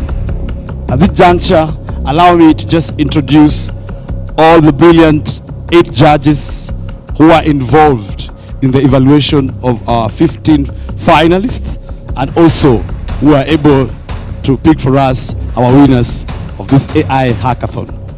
Let's play the video on stage, Kai. Thank you. In a world driven by innovation, great ideas demand great minds to evaluate them. Meet the distinguished panel of judges for the AI Hackathon. Leaders, pioneers, and visionaries shaping Africa's digital future. Ali Hussein Kasim, a powerhouse in fintech and technology. Ali is the CEO of AHK Corporation and chairman of both the Fintech Alliance and the Association of Fintechs in Kenya. He also chairs the Kenya ICT Action Network and serves as vice chairman for Eastern Africa at the Africa Fintech Network. With over 2 decades of experience, Ali brings unmatched insight into Africa's evolving tech ecosystem, championing bold Pan-African innovation. Juliana Rotich, a globally recognized technologist and thought leader, a Director's Fellow at MIT Media Lab and a TED Senior Fellow. Juliana currently chairs the World Economic Forum's Global Agenda Council on Data-Driven Development. She is the co-founder of BRCK and Ushahidi, platforms that have transformed how Africa connects and responds to crises. Her influence spans global advisory roles, making her a true architect of data-driven impact. Dr. John Olukuru, a leading voice in data science and analytics education in Kenya. With over 16 years of teaching and industry experience, he heads data science and analytics at Strathmore University Business School and directs its Risk Management Center. From banking to public sector collaborations, Dr. Olukuru has trained and guided institutions in harnessing the power of data to drive decisions and innovation. Joseph Mathenge, a cybersecurity expert and strategic leader, currently serving as Chief Operating Officer at Serianu Limited. With extensive experience across Africa, including his previous role as Chief Information Security Officer at Airtel Africa, Joseph has led security operations across 17 countries. He brings deep expertise in digital risk, resilience, and securing the future of African enterprises. Dr. Simon K. Nyambura, a distinguished leader in international security and peace building and director of the IGAD Leadership Academy and Center of Excellence for Preventing and Countering Violent Extremism. With over 18 years of experience, he works at the intersection of policy, leadership, and regional security, driving ethical, values-based leadership across Africa. Ruth Kirui, an aviation systems engineer and digital transformation leader with deep expertise in AI, data science, and automation. A Columbia University alumna, Ruth integrates advanced technologies to solve complex challenges and expand access to innovation. She is passionate about inclusive AI-driven solutions and was among the key contributors in conceptualizing the AI Hackathon framework. Oscar Otieno, Senior Deputy Data Commissioner at the Office of the Data Protection Commissioner, leading complaints, investigations, and enforcement. With over 18 years of experience across public and private sectors, including banking and PwC, he is a certified systems engineer and information systems auditor. Oscar plays a key role in shaping data privacy and AI governance frameworks, ensuring innovation is anchored in trust and accountability. Together, these judges represent the very best of technology, data, security, and innovation. This is where Africa's AI solutions are built. This is the NIRU AI Hackathon. Let's kindly appreciate all our judges.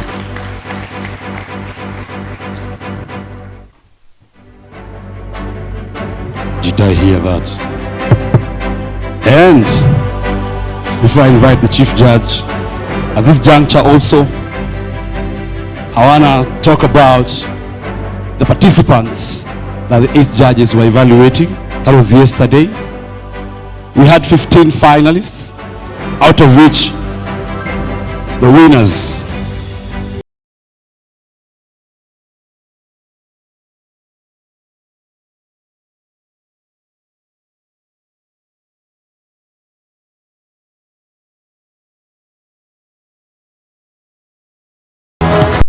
Our solution is a low-cost AI-powered digital microscope for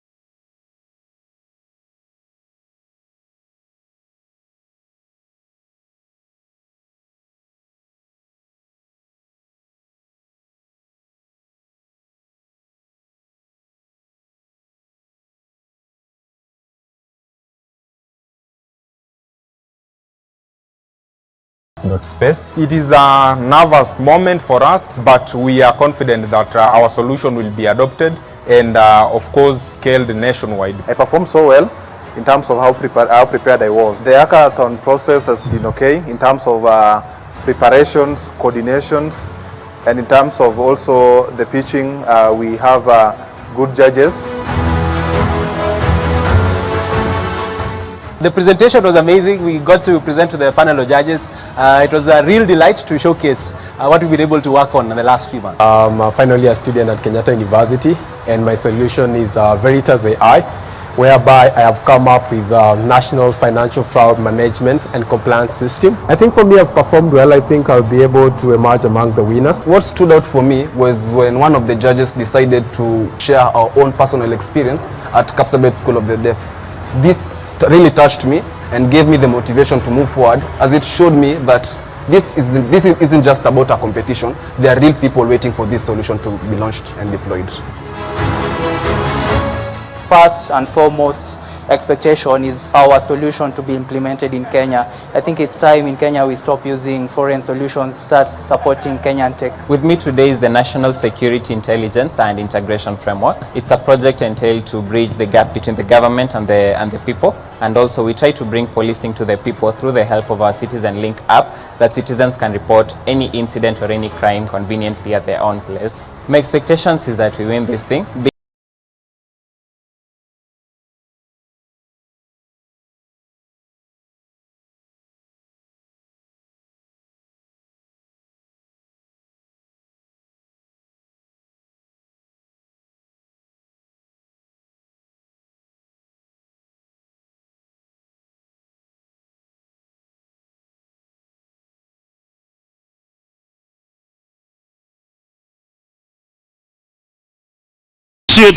All our 15 finalists.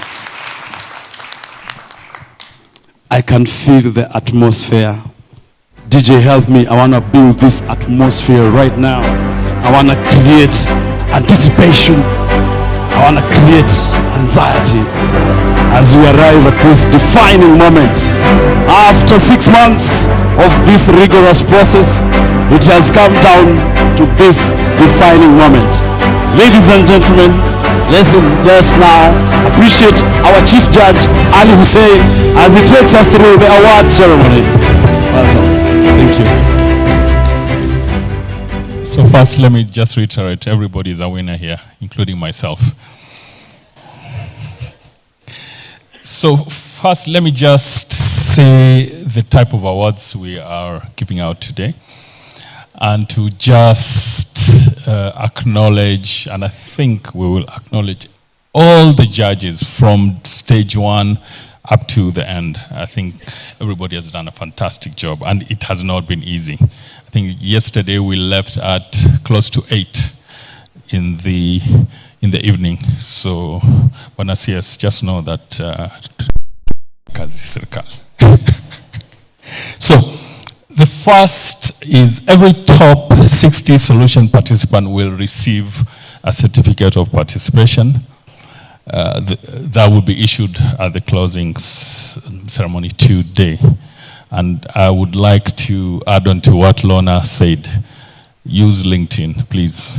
Splash that certificate on LinkedIn. Yeah, that's part of your passport towards greater things.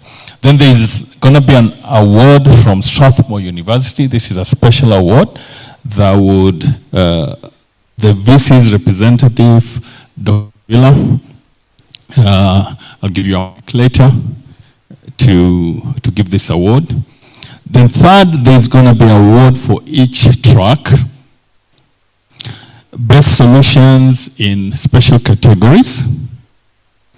Then we'll have, last but not least, the overall awards. First runner-up, second runner-up, and the overall winner. So, tufungue saba?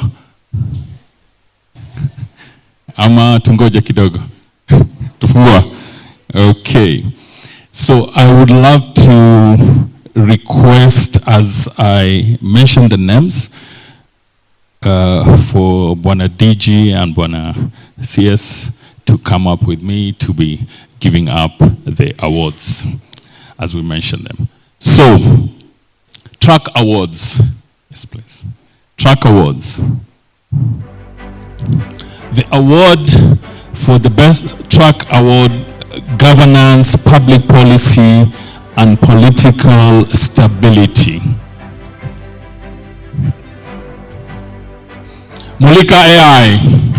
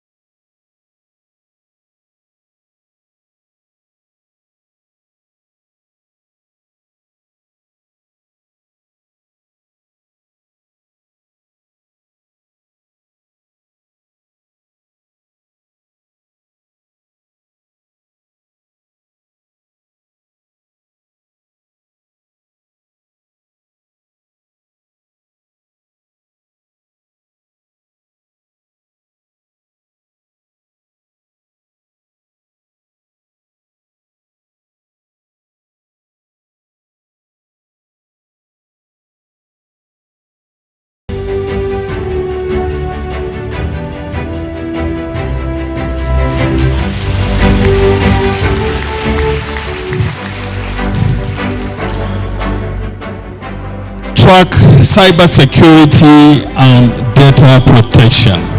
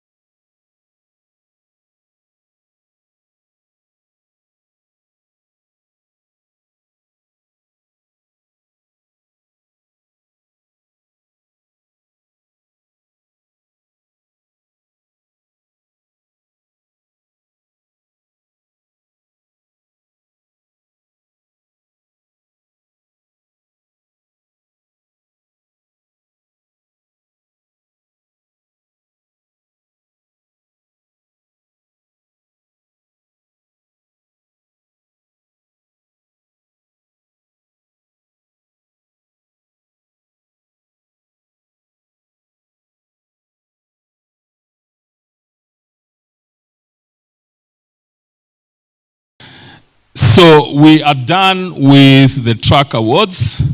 We now go to special categories. I'm telling you guys, it was not easy, but here we are. Best rookie. And because I come from Kilifi, I'm not going to mince any words. This was one of my favorites. Maritime Anomaly Fusion System. Team. This is really about sustaining and making sure that our blue economy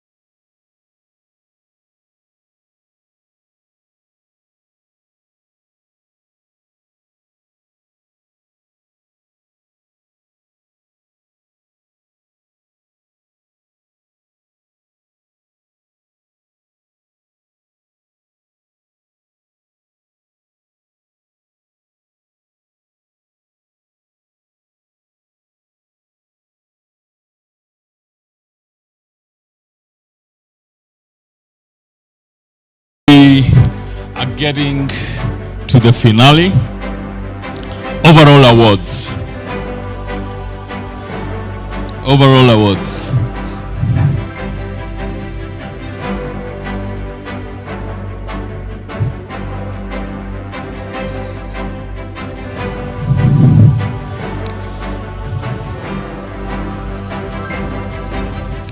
There is there's a hospital there for actual terms, if you need, for anyone. Second runner-up, Veritas AI, Kelvin Mulama.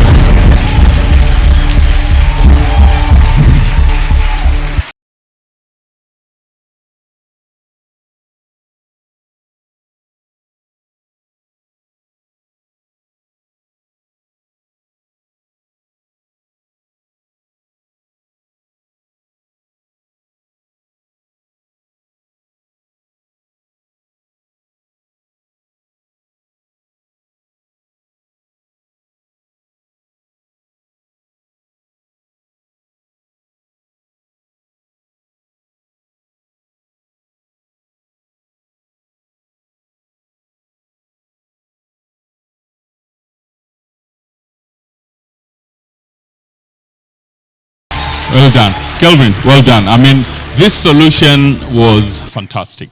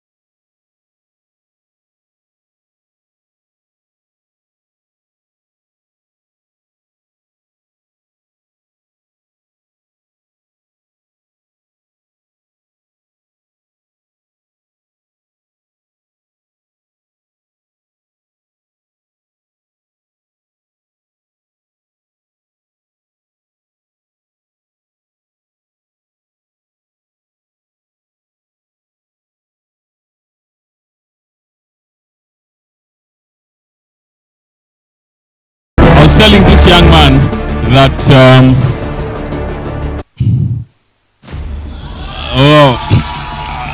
I was telling him that his solution is so fantastic. He just needed to tweak something in his presentation. Do you remember what I said? What did I say? The avatar, boss. Umeniangusha hapo kidogo, but otherwise fantastic. Well done. Well done. Right. There's always room for improvement. Ama namna gani? Great. And now we come to the grand finale.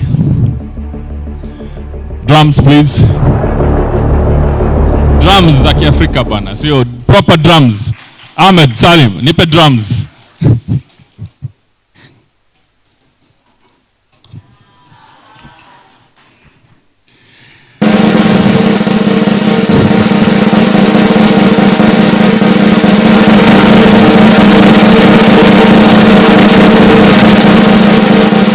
Overall winner today, a low-cost AI-powered digital microscopes for accessible cancer and malarial diagnosis in Kenya. Team Caroline, Gaki, Daniel Maitethia, Memo, Ezekiel Otieno.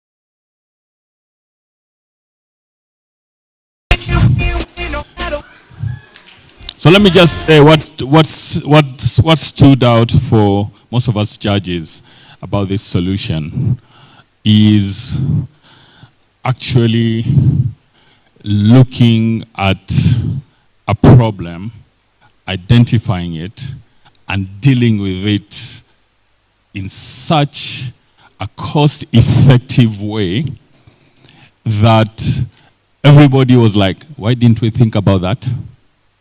It was that thing. Now, our challenge to them is now how do they take it to the market beyond Meru? Guys, you know, Kenya is not Nairobi, and these guys have proven it. These guys are coming from Meru University, right? Yeah. So, Devolution has seen how talent can be harnessed and brought to the fore across this country. These guys just did it for us. Guys, your next, and with the help of all of us here, is to now commercialize it, not just nationally, but beyond this country. Asanteni sana. Well done.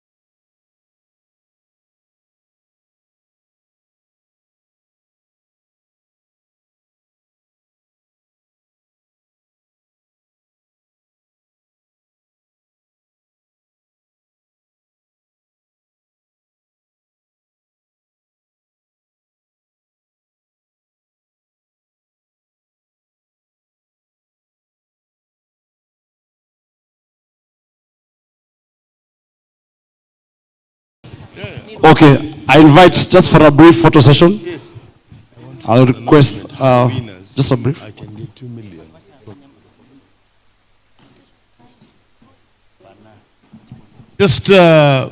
I just want to make a very small announcement and to congratulate the winner.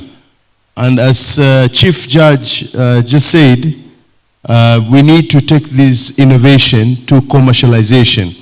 So I just want to announce here, from the National Research Fund, we are going to give them 2 million so that they can be able to take this to the next level. Congratulations.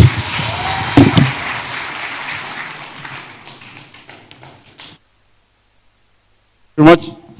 Please, let's appreciate all our winners.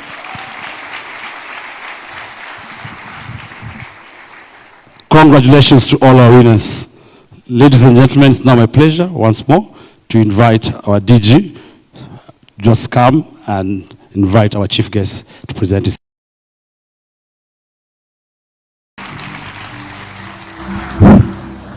Yeah, I now have the singular honor to invite the Honorable CS Kipchumba Murkomen to come and give his closing remarks. Welcome, sir.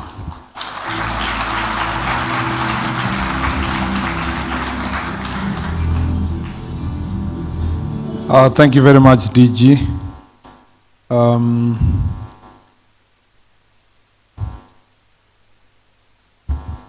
The Honorable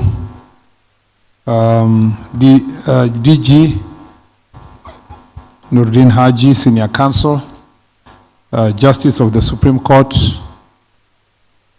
Honorable Isaac Naola, Principal Secretary for Science, Research, Science and Technology, the DPP, the Vice Chancellor of the NIRU University, all the distinguished guests present, the judges, the participants, ladies and gentlemen, good afternoon. Good afternoon. I have the unfortunate opportunity to be speaking when some people are happy and others are disappointed. But let me start by saying congratulations to all of you for participating in this inaugural hackathon organized by the NIRU, by the National Intelligence Research University. It is a great pleasure to join you today at the NIRU AI Hackathon Final and Awards Ceremony. I commend the National Intelligence Research University for convening this important initiative and for creating a platform that brings together innovators, institutions, and industry to explore how emerging technologies can contribute to national development and security. Ladies and gentlemen, across the world, innovation and technology are no longer peripheral. They are central to our nations to how nations build prosperity, strengthen institutions, and secure their future. Artificial intelligence, in particular, is redefining how economies grow, how governments deliver services, and how societies respond to emerging and complex risks. At the same time, the concept of national security continues to evolve. Traditionally, security focused on territorial integrity and the physical threats. Today, it encompasses cyber threats, digital infrastructure protection, economic resilience, and the safeguarding of critical information systems. This expanded landscape demands new capabilities, new thinking, and new partnerships. The most advanced digital economies are closely linked to strong security and intelligence systems. And His Excellency the President has always emphasized this, that even as we work towards being a first world country, it's important to understand that the security and safety is an enabler. You must have safe and secure, properly educated population. The result is a powerful cycle in which national security capabilities fuel civilian technological advancement.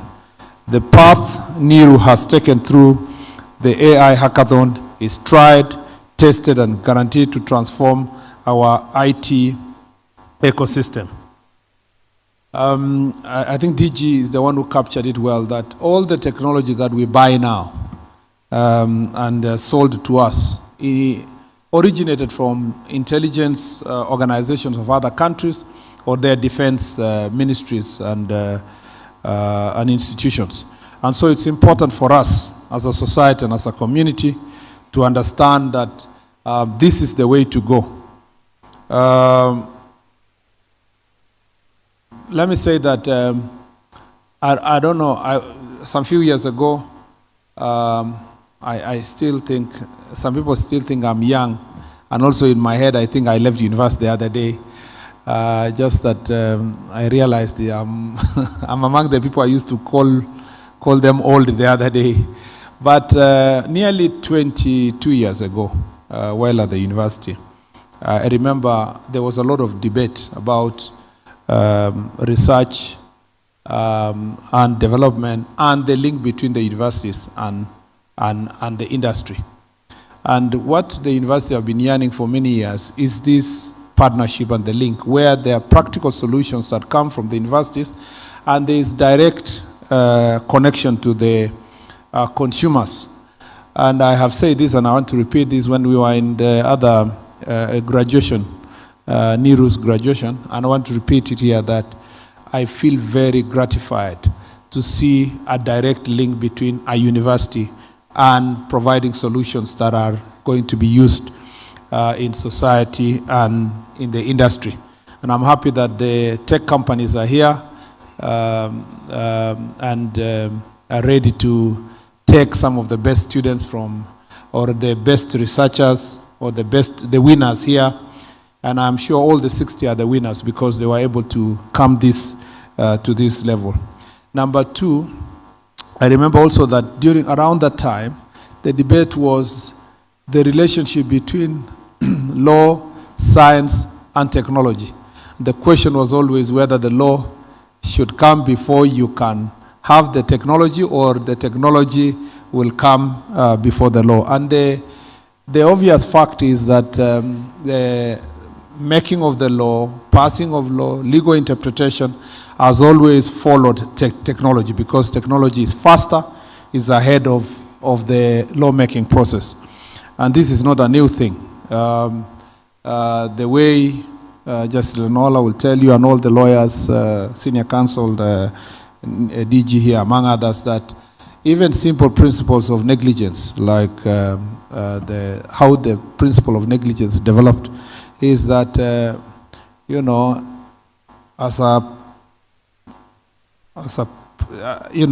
initially the thought of negligence had to be linked to a contract. Then manufacturing grew very fast, and then goods being manufactured affected other people. So the society was grappling with the question, what do you do where there is no contractual obligation or relationship between the persons affected as a result of a negligence from a manufacturing company? And that's how Lord Atkin had to become very creative in the neighbors principle.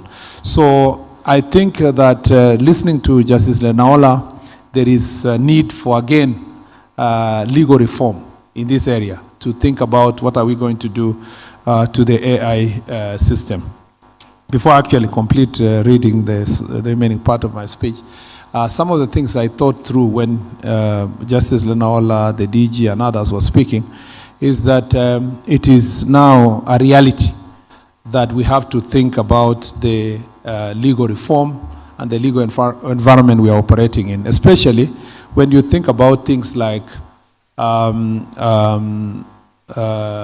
you have a situation like we have, where now you have vehicles that are manufactured that are self-driven, and they are,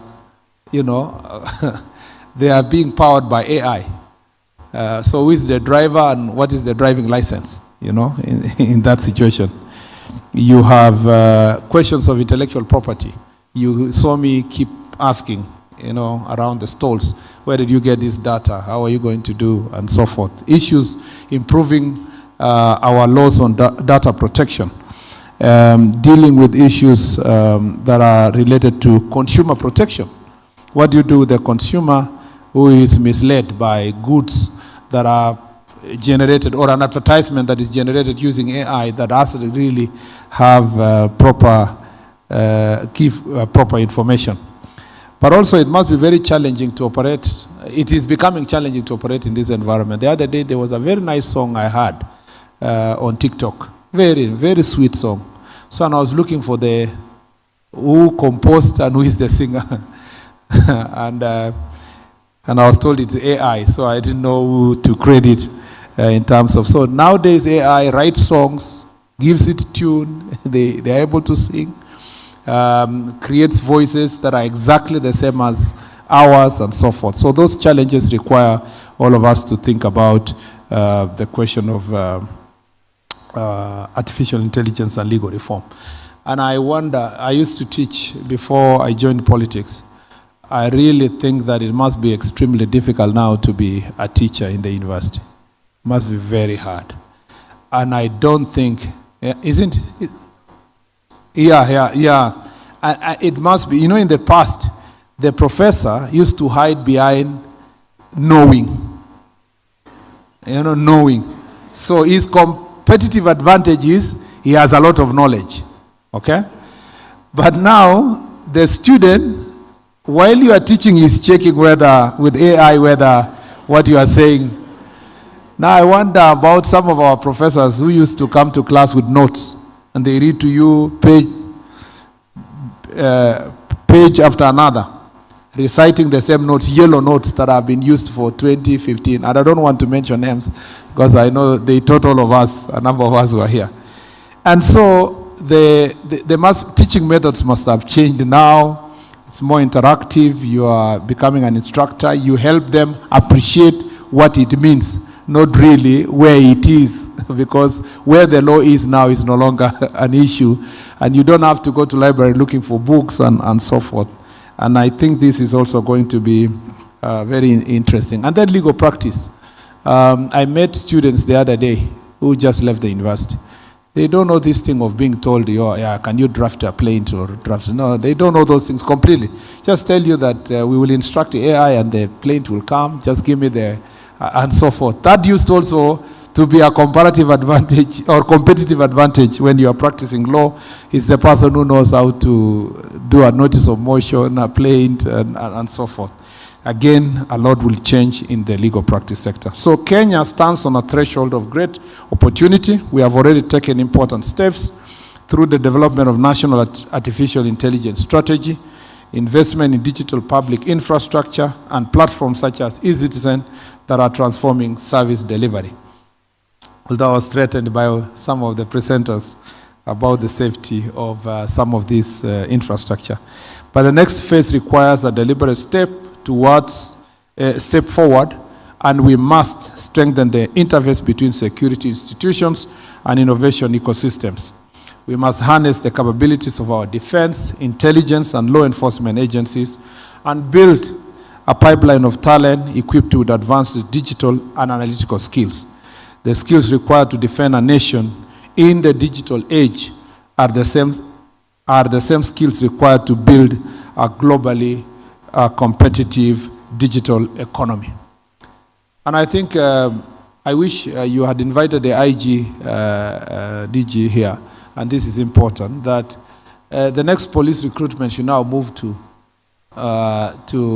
having a lot that deals with AI, technology. We cannot continue recruiting in the same manner and expect us to be in a competitive way. It is important that we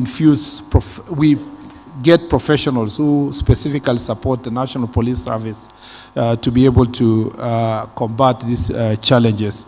And the Director of Criminal Investigation should lead even as we deal with other departments. And this is one area that I promise the people of Kenya that this administration will embark on immediately to ensure that we provide human resources that are going to be able to help the National Police Service to deal with challenges of technology and to make it a competitive police service. Maybe also it's important for me at this point to say that we are now undertaking a procurement process to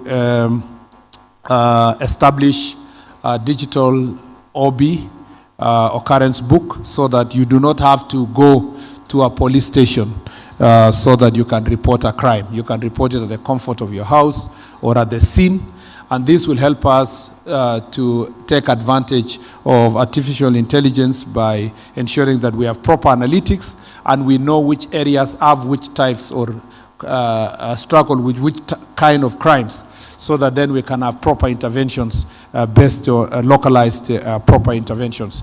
We are also going to be rolling out digital gadgets that are going to be given to all the police stations, and including ICT system that will be deployed to the police stations, including the digital, the CCTV cameras that I promised, so that we can deal also with the challenges that we have where brutalities happen within police stations that affect citizens that have gone to seek services.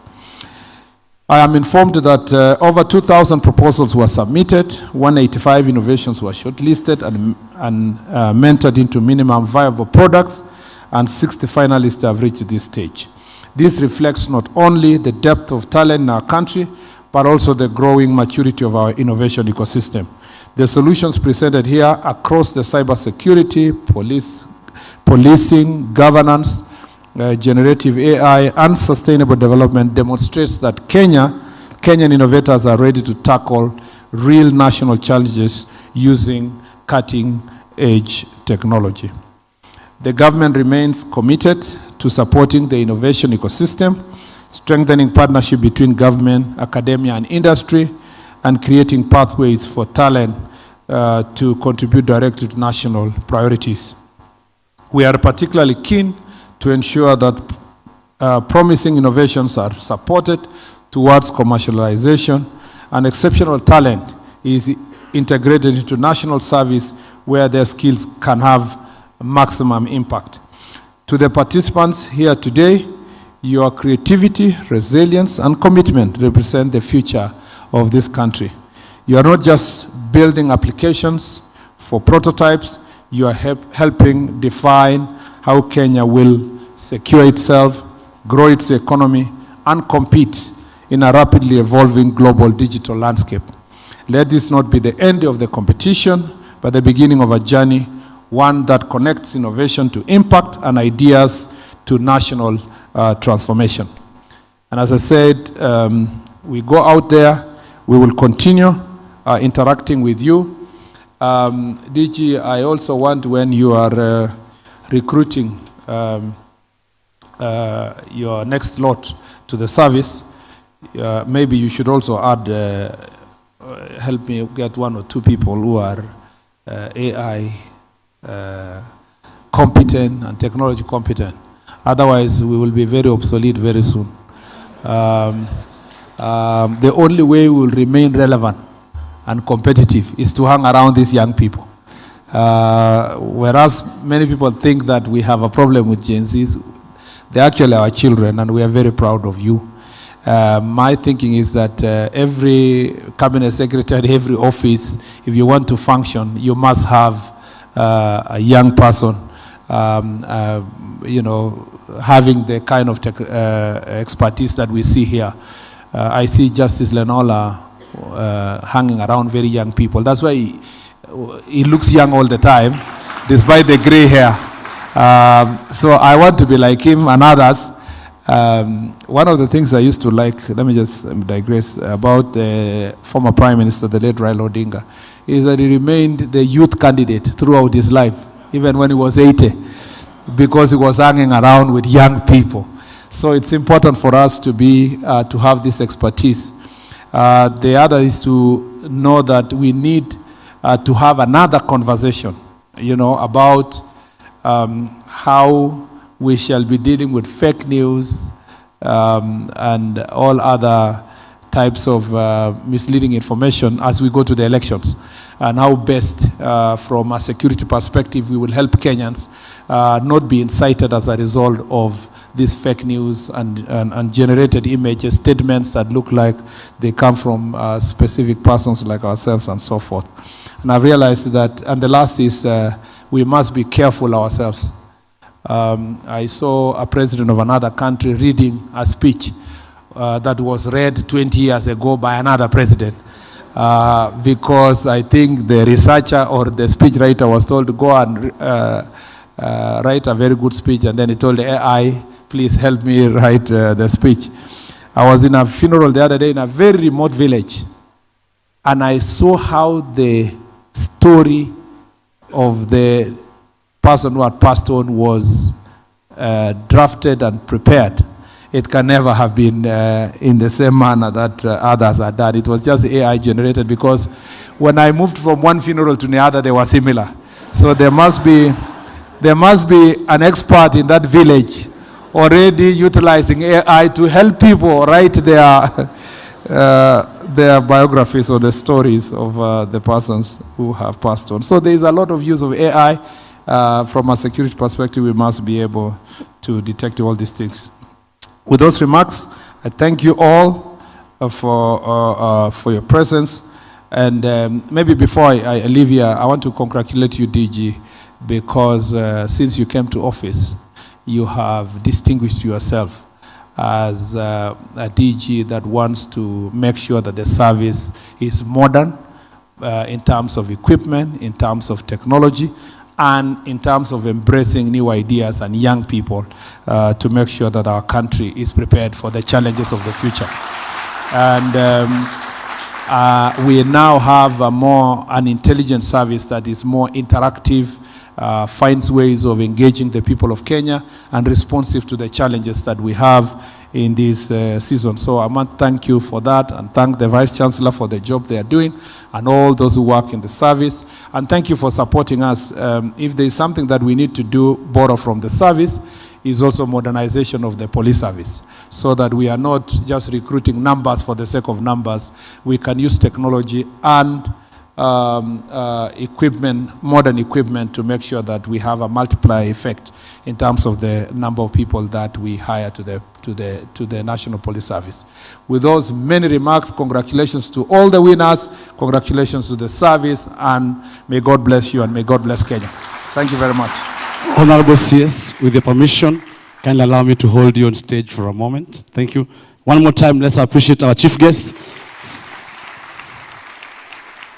So our mantra has been that we are all winners. And at this juncture, allow me to invite all the participants to join our chief guest on stage for a nice photo. All our participants. And